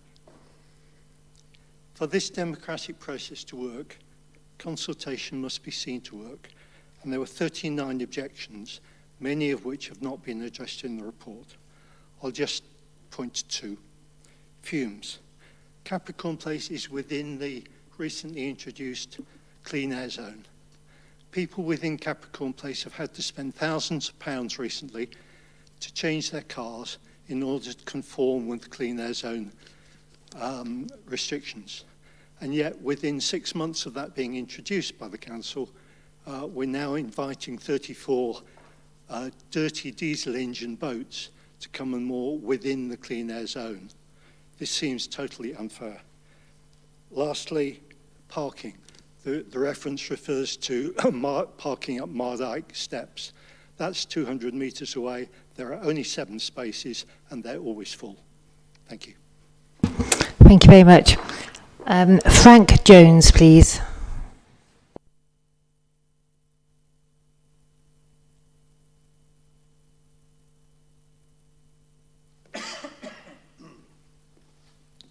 Right.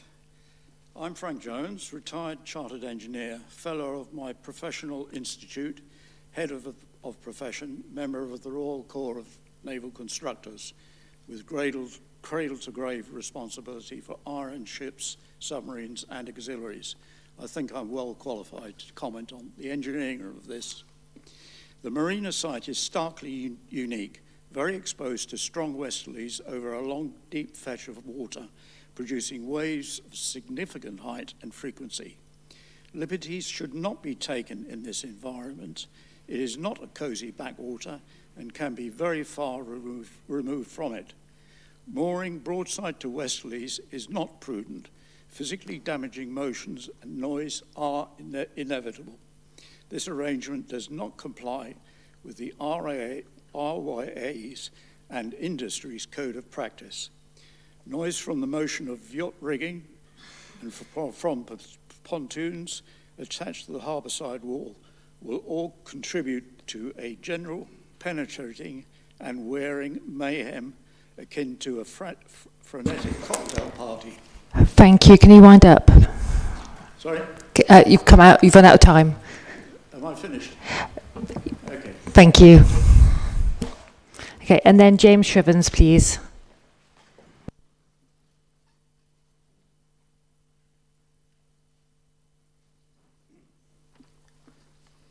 Hi, I'm going to focus on some environmental concerns.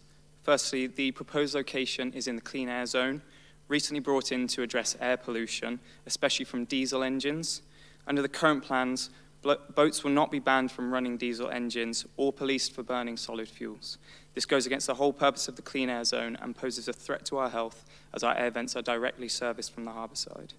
No environmental noise impact assessment has been done. Pollution control asked about infrastructure to deal with noise from boat owners. This has not been answered and there is no provisions in place to address this, rigging noise and noise from boats hitting the pontoons. The boaters themselves will be exposed to constant noise from the main road, the boatyard opposite and high winds. Recent water samples taken from below the SS Great Britain showed high levels of E. coli, which may go up with the addition of a waste facility. This is a risk to people and wildlife. If the harbour is really a place of leisure and recreation, we should be focusing more on cleaning up the harbour and less on introducing more boat traffic and the subsequent pollution associated with that. For these reasons and many others outlined, I ask that planning permission not be granted. Thank you very much. Is there anybody else here that has submitted a statement that's not spoken? Yes, what's your name?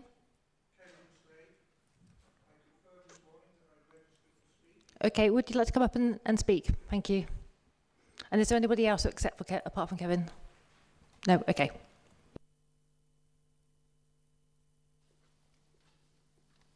Good afternoon.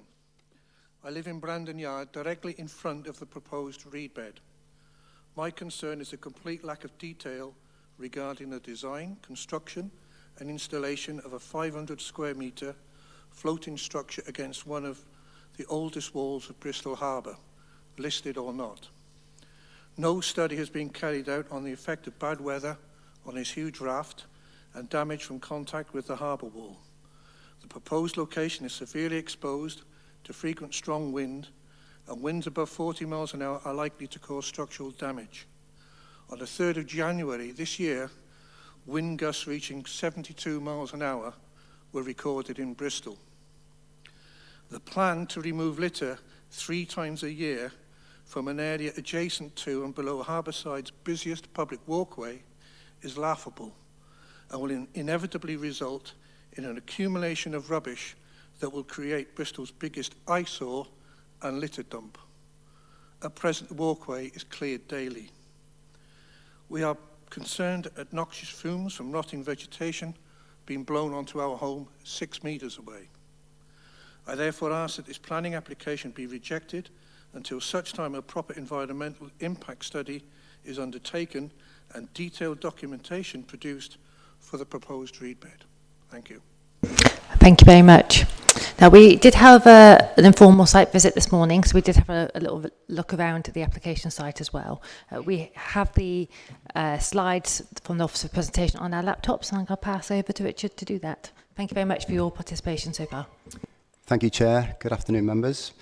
We have application 220608FB. The application is submitted in full by Bristol City Council. So Bristol City Council is the applicant.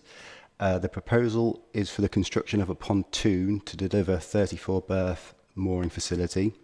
This also includes a storage and amenities building and the installation of some floating reed beds. The recommendation is to approve subject to conditions. So from the photograph before you, crudely outlined in red is the proposal site. You'll see to the immediate north, beyond the harbourside walkway, lie the apartments at Capricorn Quay. Slightly further to the east, you have Brandon Yard. To the south, you have the SS Great Britain. To the southwest, you have Bristol Marina. Hotwell Road runs to the immediate north.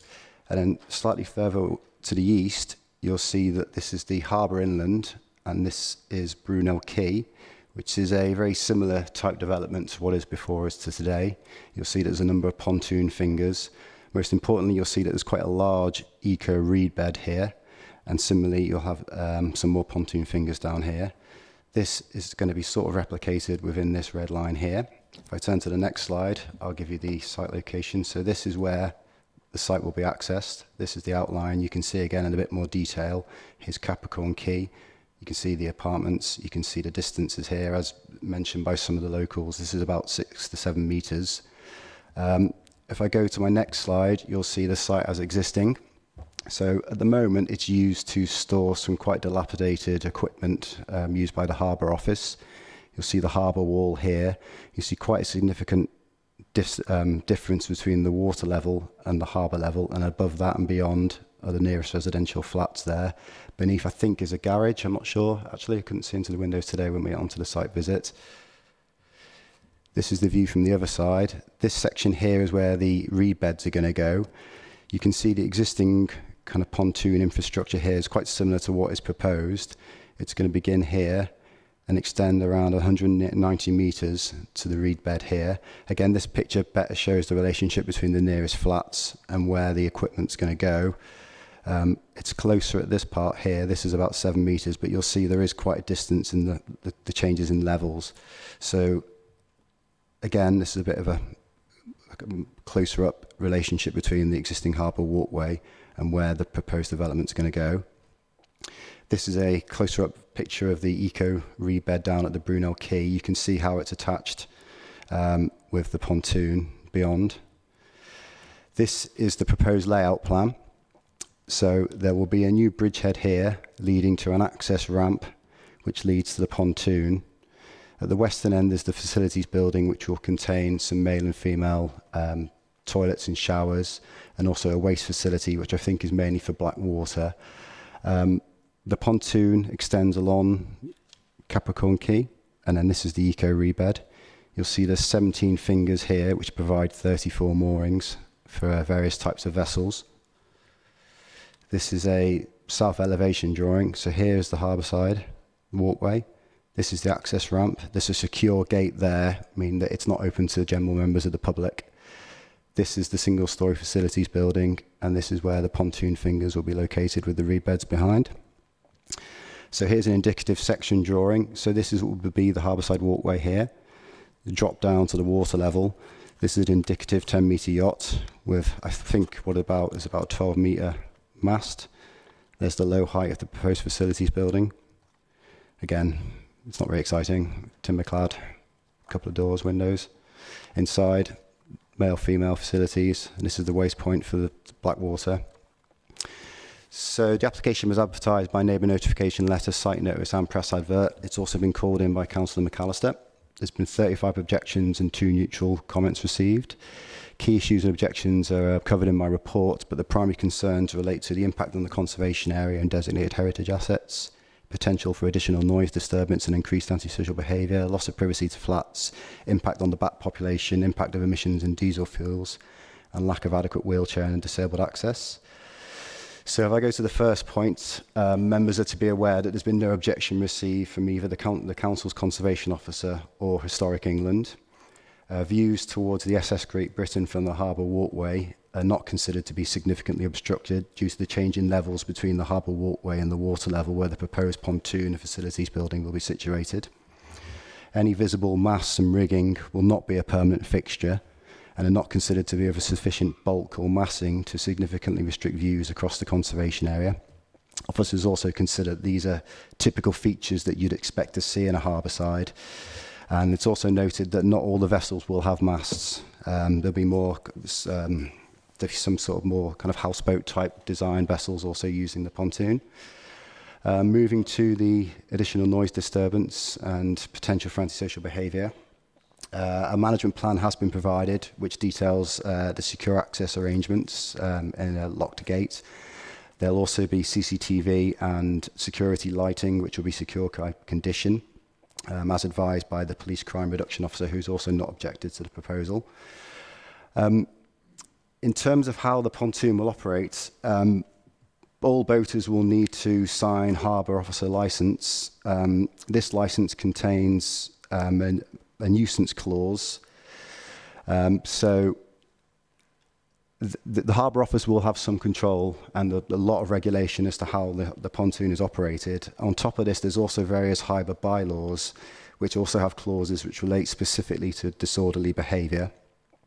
It's also noted that the Harbour Office licence also includes a requirement for any haylards and rigging to be secured so as not to become a nuisance or annoyance. In terms of the impact on privacy to the nearest residents, if looking back at the photos, you'll see that the change in levels between the proposed pontoon and water level and the height of the nearest apartments means that there'll be no direct or what we would consider to be an unacceptable degree of overlooking, especially when you consider that the existing harbour walkway is open to the public and people can congregate there for as long as they want, and they have much better views into the apartments, many of which don't even have curtains, which we saw from the site visit today. In terms of impact on the local bat population, which was picked up on in quite a few of the objections, a lot of pre-app advice, pre-app input has been provided by the council's ecologist working with the consultant ecologist. The council's ecologist is satisfied with the findings of the ecological impact assessment, which confirms that the floating ecosystem modules are established and will have a positive benefit to any bats roosting in the adjacent retort house. Moving to impact of emissions and diesel fumes, there's been no objection from the air quality officer or completion control officer. A condition will be applied to any permission, if it's granted today, which would prohibit the burning of any solid fuels in this location. Residents today have pointed out that the site is within the clean air zone, but from my conversations with the air quality officer, this only applies to vehicles and highways. It doesn't apply to vessels moored in this location. We'll also seen before in the photos that there is another similar type pontoon development further to the east at Brunel Quay. Quite a few objectors have referenced the fact that there isn't a fully adequate wheelchair and disabled access to the site. It's noted that an access ramp has been provided as opposed to steps. The site is constrained in terms of it is lower than the existing public highway. It's acknowledged that it's not fully wheelchair accessible. This is because to do so, the proposal would require a lift structure, but considering the historic setting and the impact that any such structure could have on views across the site, on balance, this was considered to be an unacceptable impact on the conservation area. Conversations have taken place between the transport team and the Harbour Office, and in this instance, the lack of fully accessible ramp facilities is considered acceptable because just slightly further to the east at Brunel Quay, there are fully accessible toilet and washing facilities, which are available solely for the use of visiting boaters. So it's proposed as part of the booking arrangement for the proposal that any visitors that did have special access requirements would be given a priority spot at the existing Brunel Quay to the east. These spots would be kept freely open until all spots at Capricorn Quay were fully booked, and then it would be a first come, first served situation. So the officer recommendation is the application is approved. Just a quick recap, there's no objection from any council officers, the Crime Reduction Unit, Historic England or the Environment Agency. Close to £500,000 of WACA funding has been received to install the floating systems and the new pontoons at Capricorn Quay. The proposal is considered to improve the physical infrastructure of the floating harbour and to ensure the ongoing viability of moorings within the city docks in accordance with various local plan policies. The extra moorings will replace the existing dilapidated floating rafts, which will improve the visual appearance of the conservation area and have a beneficial effect on tourism and local business. The floating reed beds will deliver a biodiversity net gain and will boost green infrastructure, including flora and fauna. On balance, the officer recommendation is the application is approved subject to conditions. Thank you. Thank you very much. No, unfortunately, no. I know, but okay, so before we go any further, I know it's really frustrating and you have been really patient because I know it's taken a long time for us to get to this application, but from now, the public forum is the bit where you can speak, and at this point, so what happens next is the committee will ask questions of the officers. No, but, okay, no. Okay, we will get to that. I'm sure members will ask about houseboats. I will ask about houseboats. I've got it on my list here. Don't worry. But please, no more shouting out because no. Okay, I've asked you very nicely. Yeah, please do, because otherwise we can't continue, and I know that nobody wants to still be here at 6 o'clock. No. So if you could now, and if there is any more shouting out, I will start having to ask people to leave, and then that all gets very awkward. So please bear with us, let the committee ask the questions, and then we'll debate it, and then we'll get to a decision. Thank you. Okay, so members of the committee, who has a question? We've got Lorraine first, and then Katia. Thank you, Chair. Okay, so I think my main question, as a starting point, is listening to the residents about their concerns in relation to consultation and whether there was an active engagement of the residents or whether there was a notification to say this is the proposal. Because I think if, did the council actually have public engagements and meetings and discuss some of these issues that's been raised. So thank you. In terms of, well, the application was advertised, as I mentioned, by neighbour notification letters, press advert and site notice. To be honest, I wasn't the case officer for this until fairly recently. The previous case officer has now left the council. There were various pre-app discussions that took place. I understand there was consultations with the Harbour Office. I can't tell you if there has been or what level of public consultation there has been.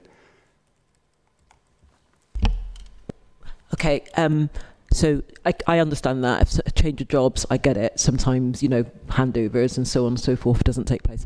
So I think that would be a really fundamental issue that would probably need to be addressed at some point moving forward if that's not happened, because obviously a lot of these discussions could have then taken place before a call-in. Thank you, Chair. Can I come in, Chair? Thank you, Chair.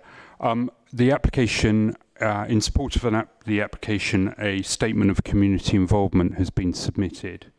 This refers to the activity of the applicants in advance of the submission of the application.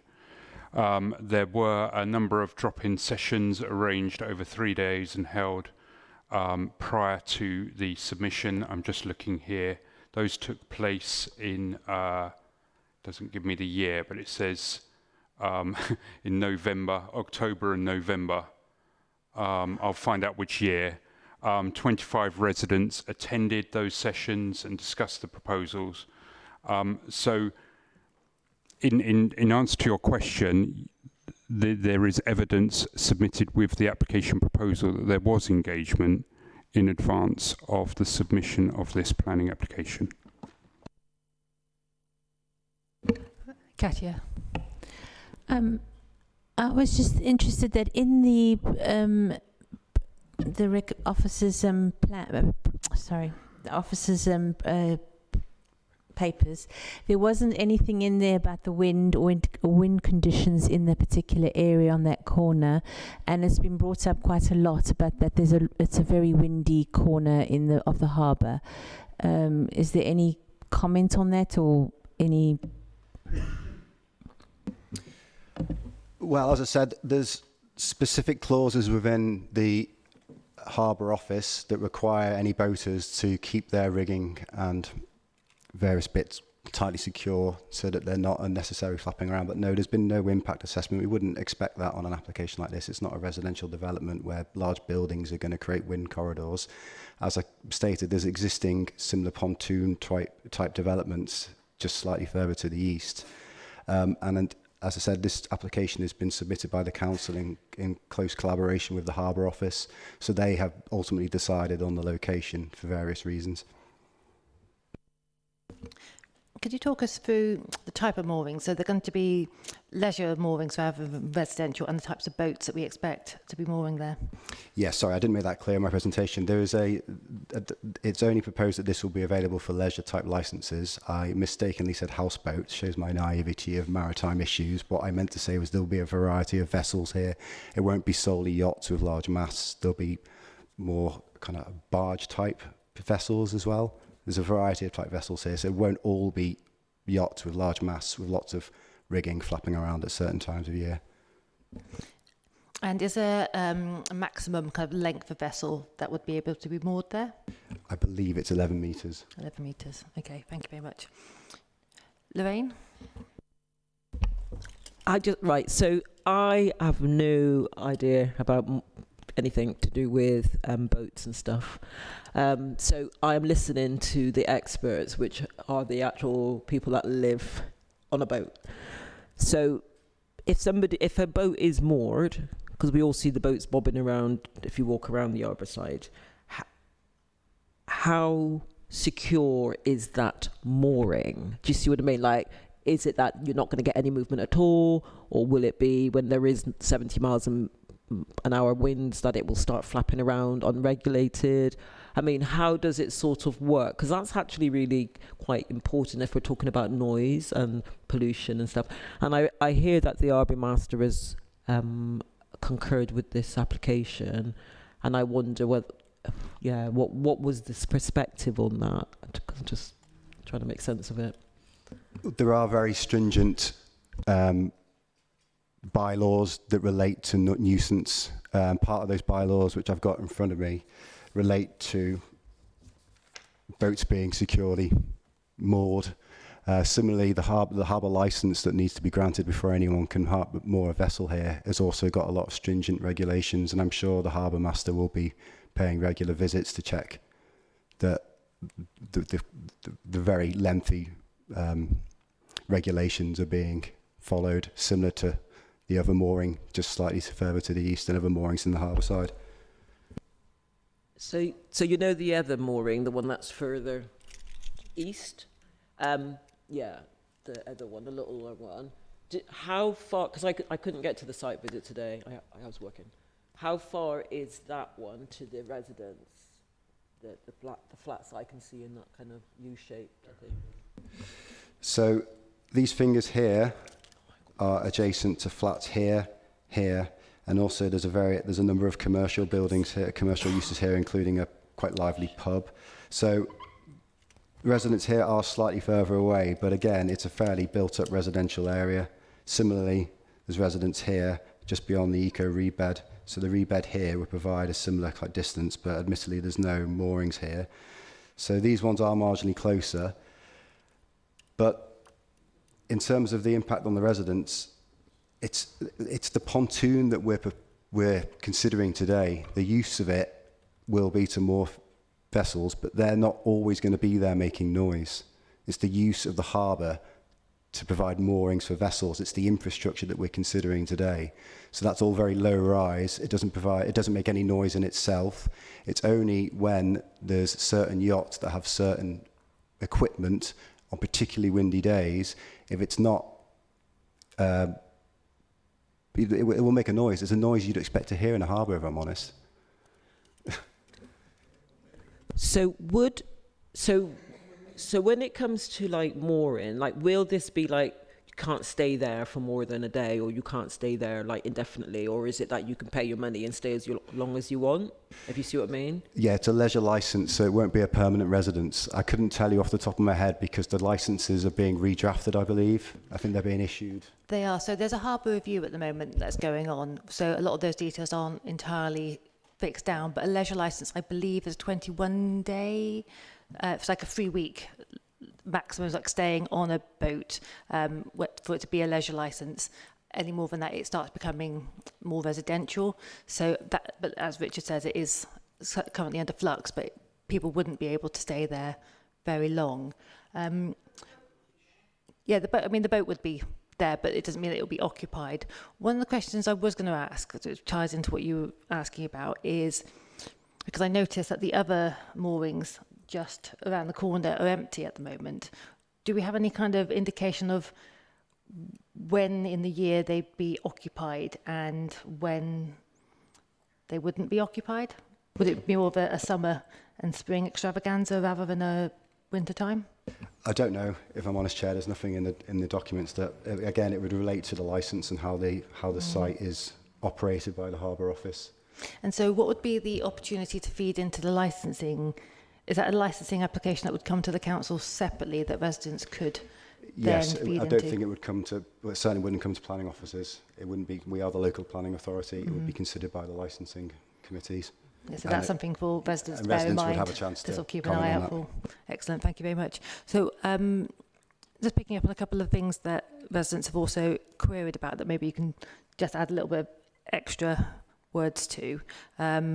We've talked a little bit about noise, but also fumes and parking and the impact on the clean air zone were things that have come through a couple of times through resident statements.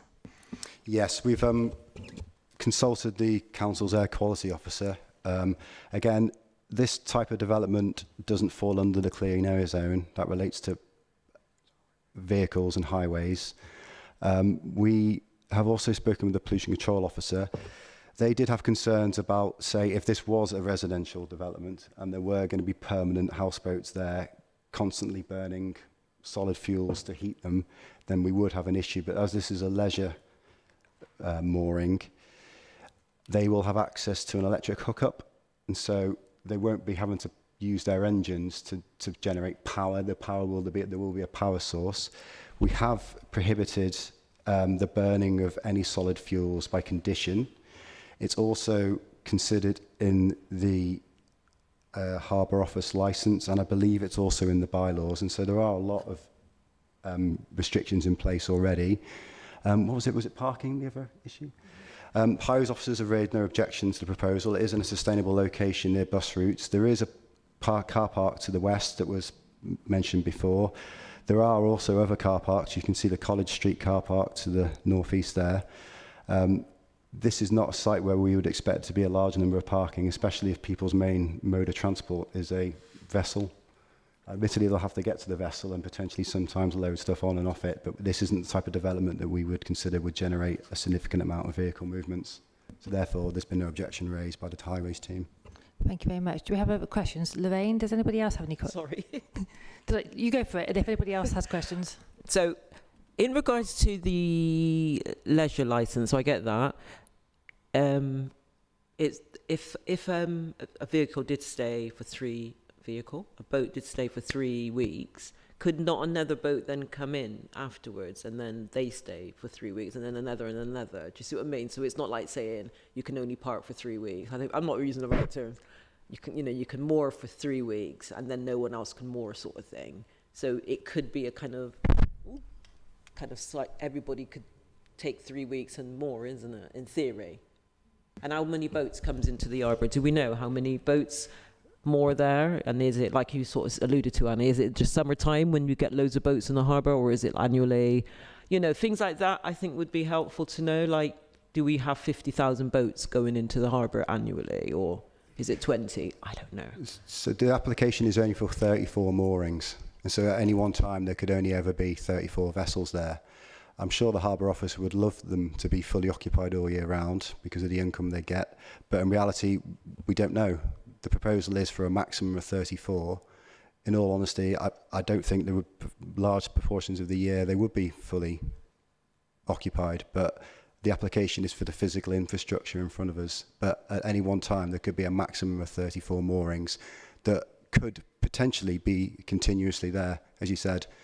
I mean, I don't know what the situation. I don't know how you would, if you had a leisure license. I don't quite know the ins and outs of it. How, if you wanted to renew it, where you would have to leave the harbour to come back in again. But potentially, yeah, if someone was leaving on one day, someone else could move straight in and take that mooring off them. Sorry, Chair, one more, and then I'll shut up. So, in regards to the height of said vehicles, even though we know there'll be a variety, has the Harbour Master taken into consideration visibility? Like, you know, if I am on the ground floor of Capricorn House, for example, and there's several boats in front of me, does my visibility count, or is it not relevant? So when you say visibility, do you mean your outlook from your flat? Instead of being able to see S8. Yeah, well, I think the slide before shows the situation. This is an indicative picture of a 10-metre yacht. So you'll see it's got approximately a 12-metre mast here. So if you see, any apartments would be off screen to the left, but they would be slightly elevated and they'd be looking down. And so they would be looking at masts and moorings, which, as I said before, is a scene you would entirely expect to see in a harbour. They're no wider than streetlights. They're not going to significantly obscure views or block out any light. And views of harbours and rigging across the harbour side have been there for 250 years. It's something you'd entirely expect to see in this location. It's not the same as, I think one of the objectives before mentioned the 21-metre rule. That relates to back-to-back distances between buildings where there's going to be habitable rooms looking at each other and potential loss of daylight, overbearing impact. That's not the case in this situation. It's you can picture what a mast will look like. So even if there's a 34 spread across 190 metres, it's not going to be a significant loss of outlook for any of the residents. I'm really sorry. No, I'm really sorry. I'm going to ask you again to not join in at this stage. Guy, please. Thanks, Chair. I just had a few. I'm curious as to, because the point the officer was just making was focusing largely on the visual nature of what will be going on the pontoon. I'm just looking at the key issues section on residential amenity. I'm trying to get my head around, this would obviously produce quite a significant change in the noise levels. It's one thing to live fronting onto the harbour. It's quite another for the harbour to be suddenly 7 metres from your frontage of your house. I'm just wondering what has been done to assess the effect on residential amenity of the change in noise levels.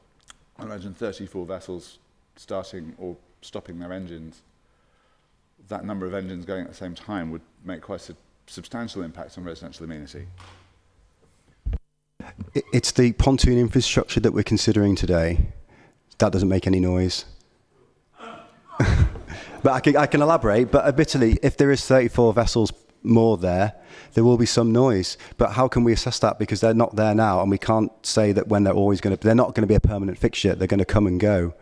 And again, the noise of rigging is something I would expect to hear in a harbour.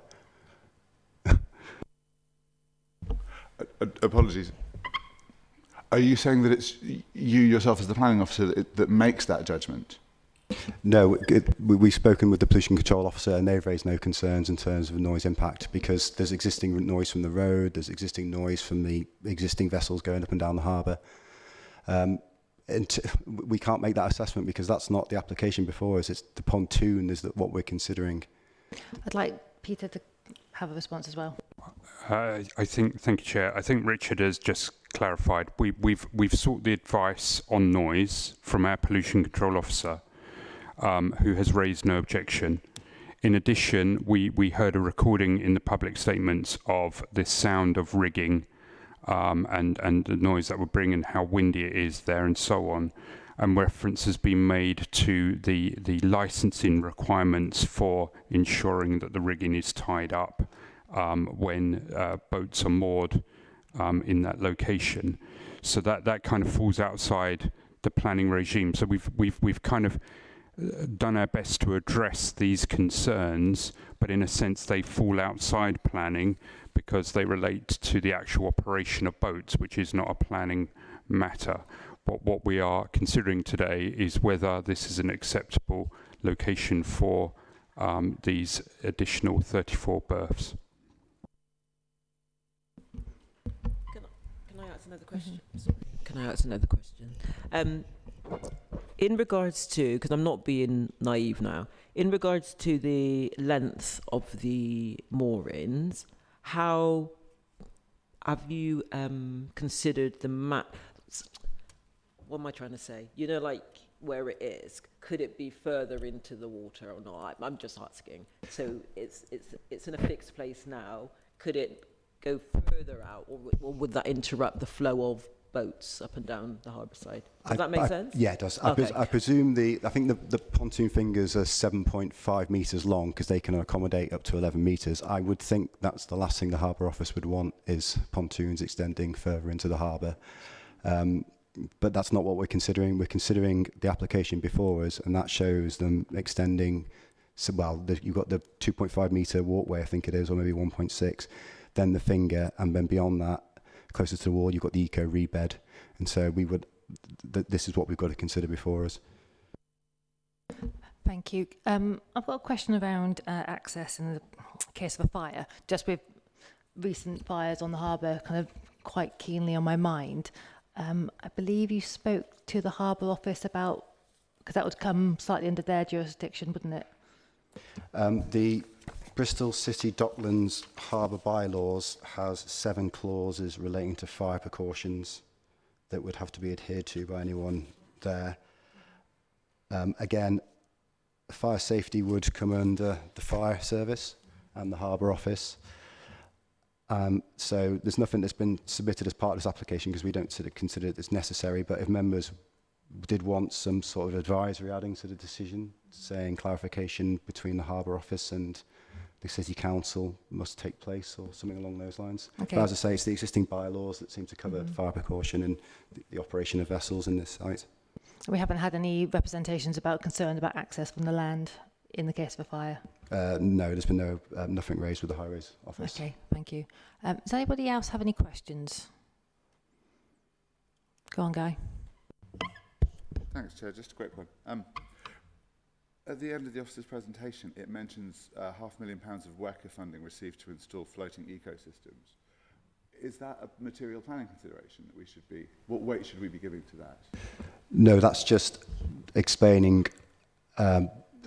the benefits that it would bring, and that it's been considered by the West England Combined Authority that these eco rebeds deserve funding, and so that's been given to the council. I believe that's been discussed by Cabinet and accepted, and I think there could potentially be some time constraints associated with spending that money.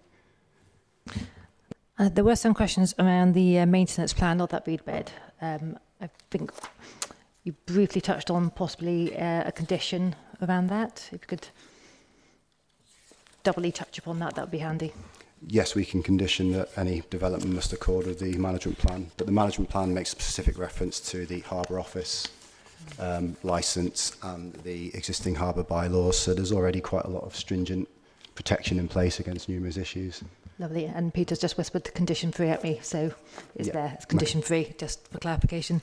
But could you, as well, there was a mention to bats. Sorry, Chair, was that the management plan of the rebed? Yes. Yes, sorry, misunderstood you. I meant the management. Yes, that's been conditioned, and that will have to, we'll get a lot more information to discharge that condition in terms of the ongoing maintenance of the rebeds and who will be responsible for it and how often litter picking is going to take place and various issues like that. Lovely, thank you very much. And then bats, there's a mention to bats. Could you just point out on the map where the bats live?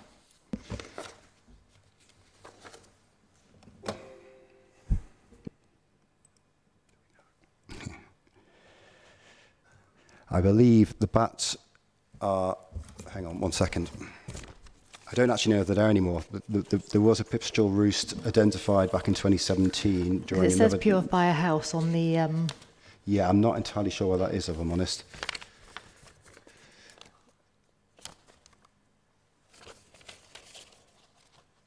But I mean, the ecologists have confirmed that there's nothing proposed here that's going to impact on any existing roosts. If anything, the reed systems are going to provide more food for them. And also, I believe that the consultant ologist has confirmed that, sorry, hang on. The bats are basically urbanised. They're used to this kind of environment. They're used to the existing lighting. They're used to vehicles and noises to the public. So they don't think they're going to be disturbed by anything that's proposed before us. So the consultant stated that the works to install 85 metres of floating eco modules cannot cause negative impacts to the bat roost identified at West Purifier House in 2017, as this roost was destroyed under licence during the refurbishment works. However, assuming that the mitigation bat boxes and active bat roosts is still considered that the installation of the floating ecosystem modules are unlikely to cause any negative impacts. I don't think any monitoring work is available at this stage, they do say. But as I said, there's nothing that's proposed here in terms of the physical infrastructure that it's going to impact on any bat roosts, and the proposed rebeds are considered to provide additional bugs for them to eat. Thank you. Any more questions, or shall we move on to the debate? Anybody with any particular opinions? Okay. I mean, I think one of the problems, I think, with this as well is it does, and it's not really a material consideration, but it does tie into the viability of the harbour as well, is having these pontoons and the income that generates is tied into the viability of the harbour going forwards, which is what it's. I don't think it counts as material consideration, but it is something that's concerning personally. Lorraine. Yeah, I agree with that statement, Chair. I think because you know what I'm like when it comes to when we have objections, I really want to take them seriously and give due regard to what residents feel and think. Part of me want to say I would like for the council to revisit slightly somehow the conversation with the residents, especially the ones here. I'm just saying this off my head, and you can tell me I'm way off, because we're not sure when the previous consultation sort of took place, and there's something about the conversation should be around what will make everybody happy if it was the pontoons were to be approved as we move ahead. Does that make sense, Chair? Because I just think it would just be so awful to live somewhere. It doesn't matter where you live, whether you're in the city or whether you're on a boat or living on flats, adjacent to the harbour, and that you feel that your quality of life is going to so significantly change that your whole sense of self is going to change and your well-being is going to change, etc. So I don't know whether that could be some kind of caveat there to look at how the council could sort of liaise a little bit with the residents to see if they can sort of reach some kind of compromise. And I don't know what that compromise will be. So that's just my kind of initial thoughts, because like you say, on paper, for some of us, for me not living there, it seems like a reasonable request to have extra pontoons, but I don't live there. And I just think that there needs to be a marriage somehow. Yeah, I understand what you're saying. I think, unfortunately, a lot of the concerns that residents have, and they're understandable concerns, and we do really hear them, are unfortunately not planning considerations. They're more tied to the licensing to it and how the harbour authority is going to run it. There is like a slightly awkward kind of, sometimes it feels like a disconnect between planning and licensing, but also in this particular instance as well, with the harbour authority is what's technically responsible for running the harbour, not the council as such. It makes things a little bit more complicated quite often with some of these things. I think what I would say to the community is that if this does get approved on the officer recommendation, there is still a chance to get yourselves involved in the licensing process for the licenses and how these pontoons will be run and organised and operate. And that's something that I urge you to get involved in. And you can put statements in and objections to in much the same way as you have for this particular process as well. And that would help address quite a lot of the concerns that you have. And I know that's quite frustrating, and I can see you shaking your heads. Personally, I think as well it's a shame that it will all be leisure licenses. I'd like to see residential licenses also included there, because that would do a lot to help our housing issue, and it would counter some of the party vote aspect of it, if not the mean that it would have people there more year round, so it would be a little bit 2020 on that. Would anybody else like to have a viewpoint on this, or shall we move to Guy or Leslie? Just how much of an eyesore is this going to be? I mean, I understand it's going to be plastic and reconstituted plastic at that, which is fair enough if you're going to use plastic, but I just wonder, these people have invested a lot of money in their homes and they're going to have this lump in front of them. Yeah, so the slide just there is what it will look like. Sorry? That's what the reed bed's going to look like. Well, that looked like a swamp. Yes. That's the reed bed, isn't it? And the pontoon on the right. Which slide is this? So we can, because I can't really see with this light very well. So this is Brunel Quay, further to the east. Here you'll see the type of pontoon it will be. I could even go on to... This is what it will look like. So while it says plastic, it's actually aluminium with a kind of plastic, I don't know what the word is. It's like non-slip, basically. This is what it will look like. Similar type materials to the one that's existing at Brunel Quay, which is also in a conservation area, is also in the setting of listed buildings. So you can see the kind of impact it's going to have. It's arguably, well, officers consider that it's a much better improvement to the existing shabby equipment that's currently stored at Capricorn Quay there. It looks like decking, basically. Yeah.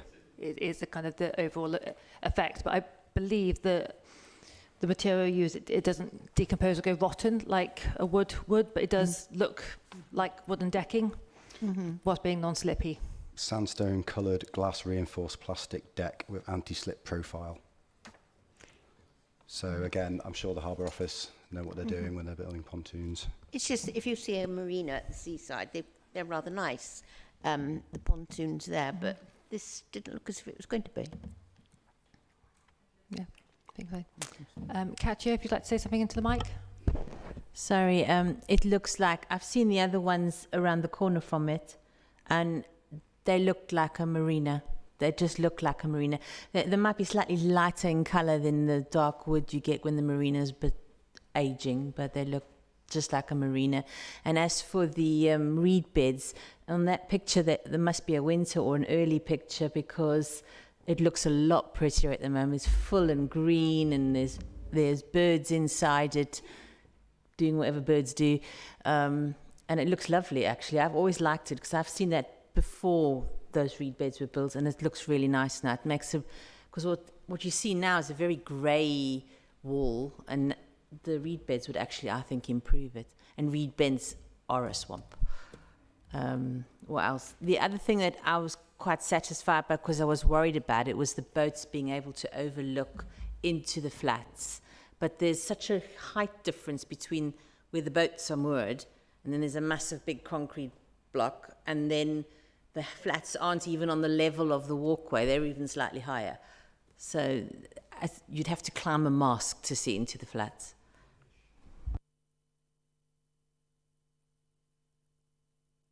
Okay, please, thank you.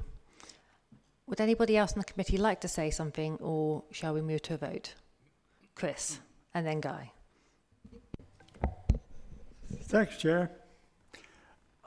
This is difficult as far as I'm concerned, But the main concern I have is that we've been told that there was a public consultation, but it does appear that a large number of the public weren't aware of it.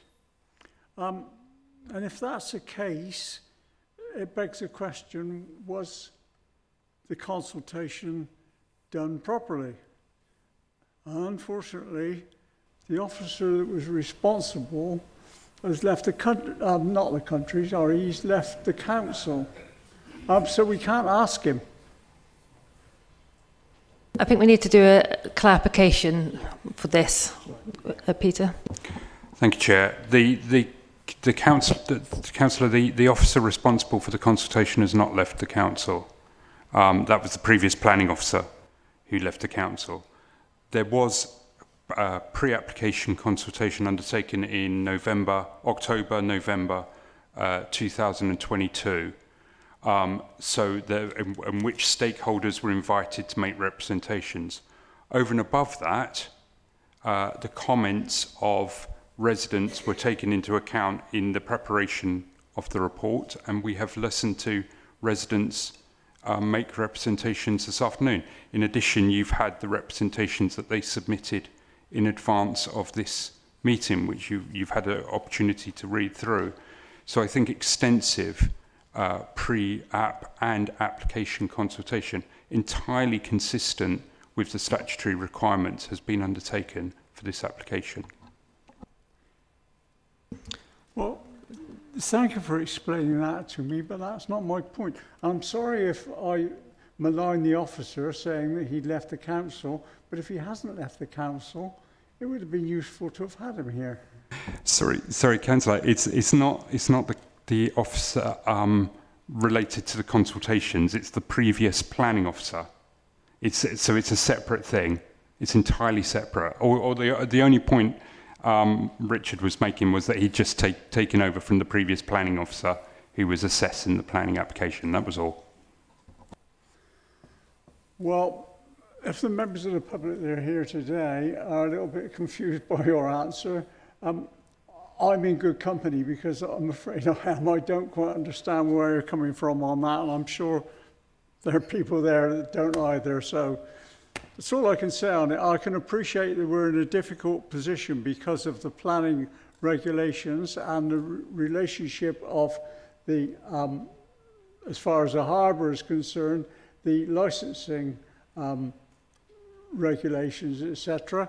I can understand that, and yes, I think it would be right if this goes through and they still feel upset about it, as I suspect they probably will, then they should make sure that they go to the licensing meeting and also make their feelings well known.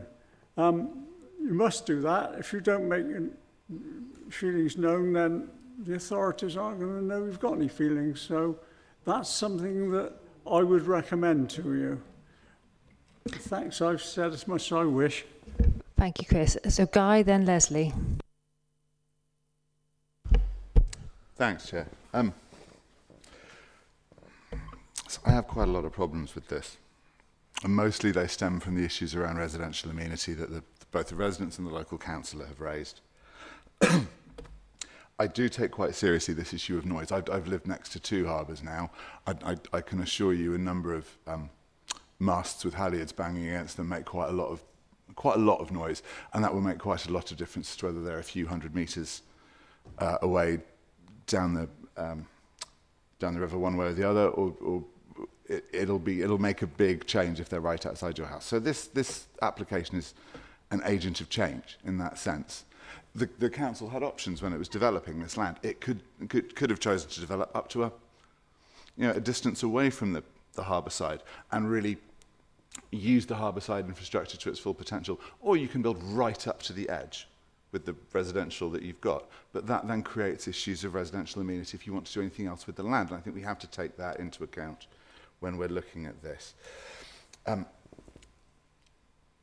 also concerned both with the noise and the pollution effects of the engines, and I find myself thinking about this in terms of, what if it were a car park? There were 34, if we were creating a car park for 34 spaces, and there were 34 diesel-powered vehicles driving in per day, it would be very little consolation to say, oh, don't worry, they won't leave their engines running the entire time they're parked. Right? We've taken this rule into account when we look at other forms of transport. I don't see why these things taken together don't add up to something that constitutes a significant loss of residential amenity for the people living nearby. If it's the council's judgment that the scheme in the round overrides that loss of amenity, that would be one thing. But the report seems to not wish to acknowledge that the possibility of a loss of residential amenity occurs in the first place. And I have to admit that the idea that what we're looking at solely is the physical infrastructure of the pontoon is all we can look at in planning terms. It's a little bit reminiscent of the airport that was carbon neutral as long as no planes took off or landed from it, and no one ever drove to it or away from it. I don't think you can look at infrastructure in those terms, but even if we were, at that point it all becomes a little bit metaphysical, to be honest. You start to say, well, overlooking is not a problem unless there are people in there. I don't know where that line could be drawn in a sensible way if it doesn't take into account what the building is used for. I am slightly worried that the use of the pontoons by people, which is, again, a natural response of it being there, people will be on their boats around it, that their behaviour is governed, or any potential loss of amenity for residents can be governed by a single point in a bylaw covering a licence contract, I think, between the Harbour Authority and the people that live on those boats. It makes no mention of sanctions. It makes no mention of any enforcement. I struggle to see that can deal with that concern as well. So on a grounds of residential amenity, unless someone can talk me out of it, I'm on the verge of voting against this one, I have to admit. I think the bits to be really clear about, though, is some of that is a licensing issue. It's not a material consideration for this application. You know, as right or wrong, valid or not valid as those concerns are, it's not something that we are able to consider. It's something that could be considered at licensing, but it's not something that could be considered here. It's also not a car park, so it is very different, and that particular argument wouldn't stack up either. So we do have to make sure that we are considering it on planning grounds and material considerations for planning, not for licensing ones, or not for ones that aren't material considerations at all. Leslie was next. Yes, there's something that Peter said, that one of the ways that you can bring your views to the council is to come along and tell us on the day. I always thought that was a bit late. If you wanted the council to look at something, you needed to give them time to look into it. Whereas today, the only people that they can influence is us.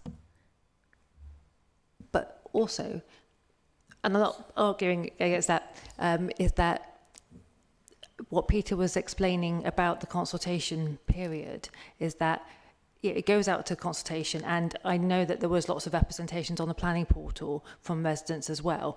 It's unfortunately when sometimes the things that we don't like about a planning application isn't a material consideration. It means that it's not something that we can consider as a committee ourselves. Believe me, I've been over there enough times with things that I've referred or things that I'm objecting to, where the whole reasons why it's a terrible application or I would like it to be refused aren't actually material considerations. And you know, we've made our representations and it feels like we're not being heard, but it's not something that the committee can actually consider. And I think we're conflating lots of different things here, unfortunately, because it's one of the problems of this kind of an application is a lot of the issues are licensing related and not planning, and we need to make sure we don't get distracted by the wrong bits of it. Yes, but there are a lot of things that people have said today that are relevant, and it is too late for that sort of consultation. I mean, it would be nice to know what sort of consultation the applicant put in, because the council are far too fond of online consultations, and nobody knows about it until it's too late. Just for clarification on that, thank you, Chair. The consultations were done by way of drop-in sessions. Those were, we have details of when they took place. They took place between October and November 2022. Then, in support of the application, the statement of community involvement was an accompanying document with the planning application. That's usual practice. That if what they had written was incorrect, then we would have had representations to that effect. In addition, just want to clarify, when I was mentioning that people have had the opportunity to speak today, the people who've spoken today have already submitted statements which you have received in advance of the committee meeting. And then in addition to that, as part of the application process, they had the opportunity to both email and write in and make comments on the planning application, as they do for all planning applications. Yeah. And the comments are taken very seriously. In this particular case, we've had a referral from the ward member, but if we have this level of application, I hesitate to say it, but it probably would have come to committee anyway, actually, irrespective of the call-in, because of the level of interest in this and the need for the debate that you are currently involved in. So it's not that the consultation is today, it's that has been a long process, both during pre-app and application stage. And how were the drop-in centres advertised? Who ran them? Yeah, the council did, didn't they?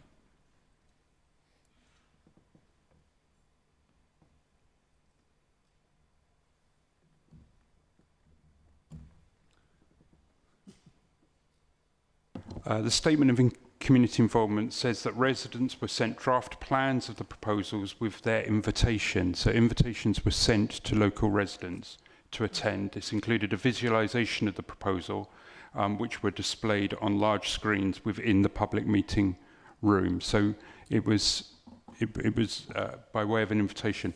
And in total, around 25 residents attended the session to discuss the proposal prior to the submission of the application. That's not very many. Leave it at that. Thank you. Guy? I don't suppose we have that image, do we? I don't suppose we have the image that was used, given that there isn't a visualisation of it in the meeting pack. I don't suppose we have what was shown to residents as being the... No, because it was a pre-app. It wasn't the application proposal. It was just gaining their comments before the submission was made. So in the following on from their comments, the proposal was amended and thereafter submitted. Ah, I see. Okay. Just as a final note on this, I do just want to flag, and I do appreciate there are material planning considerations and not, and there are issues that are for licensing, there are issues for the planning regime. I do feel it necessary to mention, or just at least a flag, that on the final page of the clearly impartial officer's report, recommending approve, under the words recommendation approve, it mentions just shy of £500,000 worth of WECA funding, which is not a material planning consideration, unless someone wants to correct me. The importance of the ongoing viability of moorings within the city docks, which is not a material planning consideration, and beneficial effects on tourism and local business, which, as far as I'm aware, are not a material planning consideration. Which is saying that an awful lot has been said on both sides, swaying the committee today, that the committee is unable to take into account. And if there is anything that's been said by any members of the committee that the officers feel is absolutely not a material planning consideration and should not be taken into account, I would really urge them to say so hastily before we make a decision. Well, I thank you, Chair. I will say hastily, but you don't need planning permission to drive a boat. That doesn't require planning permission to do so. It is, I completely accept it's a fine line. So issues about how you manage your boat isn't a planning consideration. It's not. There's nowhere in the Planning Act that says you can't. Noise is I accept noises. Amenity of residents is a planning consideration. So, following on from that, we have to consider how we deal with that. So, the planning application is, as has been stated, dealing with the physical infrastructure. It's building something. Planning is generally about building something. The Section 55 of the 19 Act is building, engineering, mining operations in, on, over or under land. That's what you're here for. That doesn't include, in the definition of development, how you look after your boat, where you put it, and so on. So there is the licensing regime for the harbour, how the harbour operates. And many of the issues that we've heard today are about the operation of the harbour, and that's why the reference is made to licensing.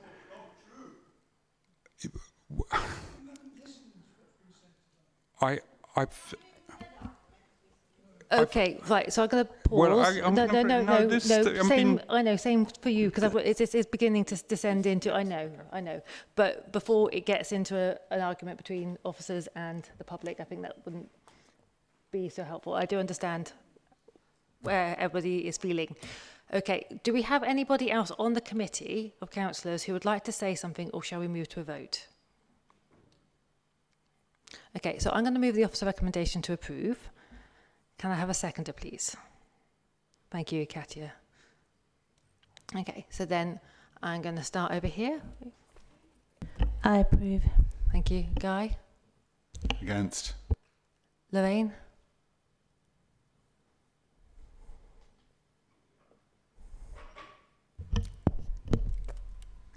I'm in a dilemma, and I know I've got to say for or against. Do you want a moment and we can come back to you? Yeah. Okay. I think I'm going to abstain. Chris? Against. Leslie? Against. Okay, it's a 4 from me. Lorraine? I think I'm not happy with voting for, but I'm going to vote for. Okay, thank you very much. So, oh no, it's a split. It's a split. So it's 3 against and 3 in favour. And so as chair, I do have a casting vote. So I am going to vote in favour of the officer recommendation. I'm very sorry. But you do have the chance to bring your representations to the licensing for this particular thing.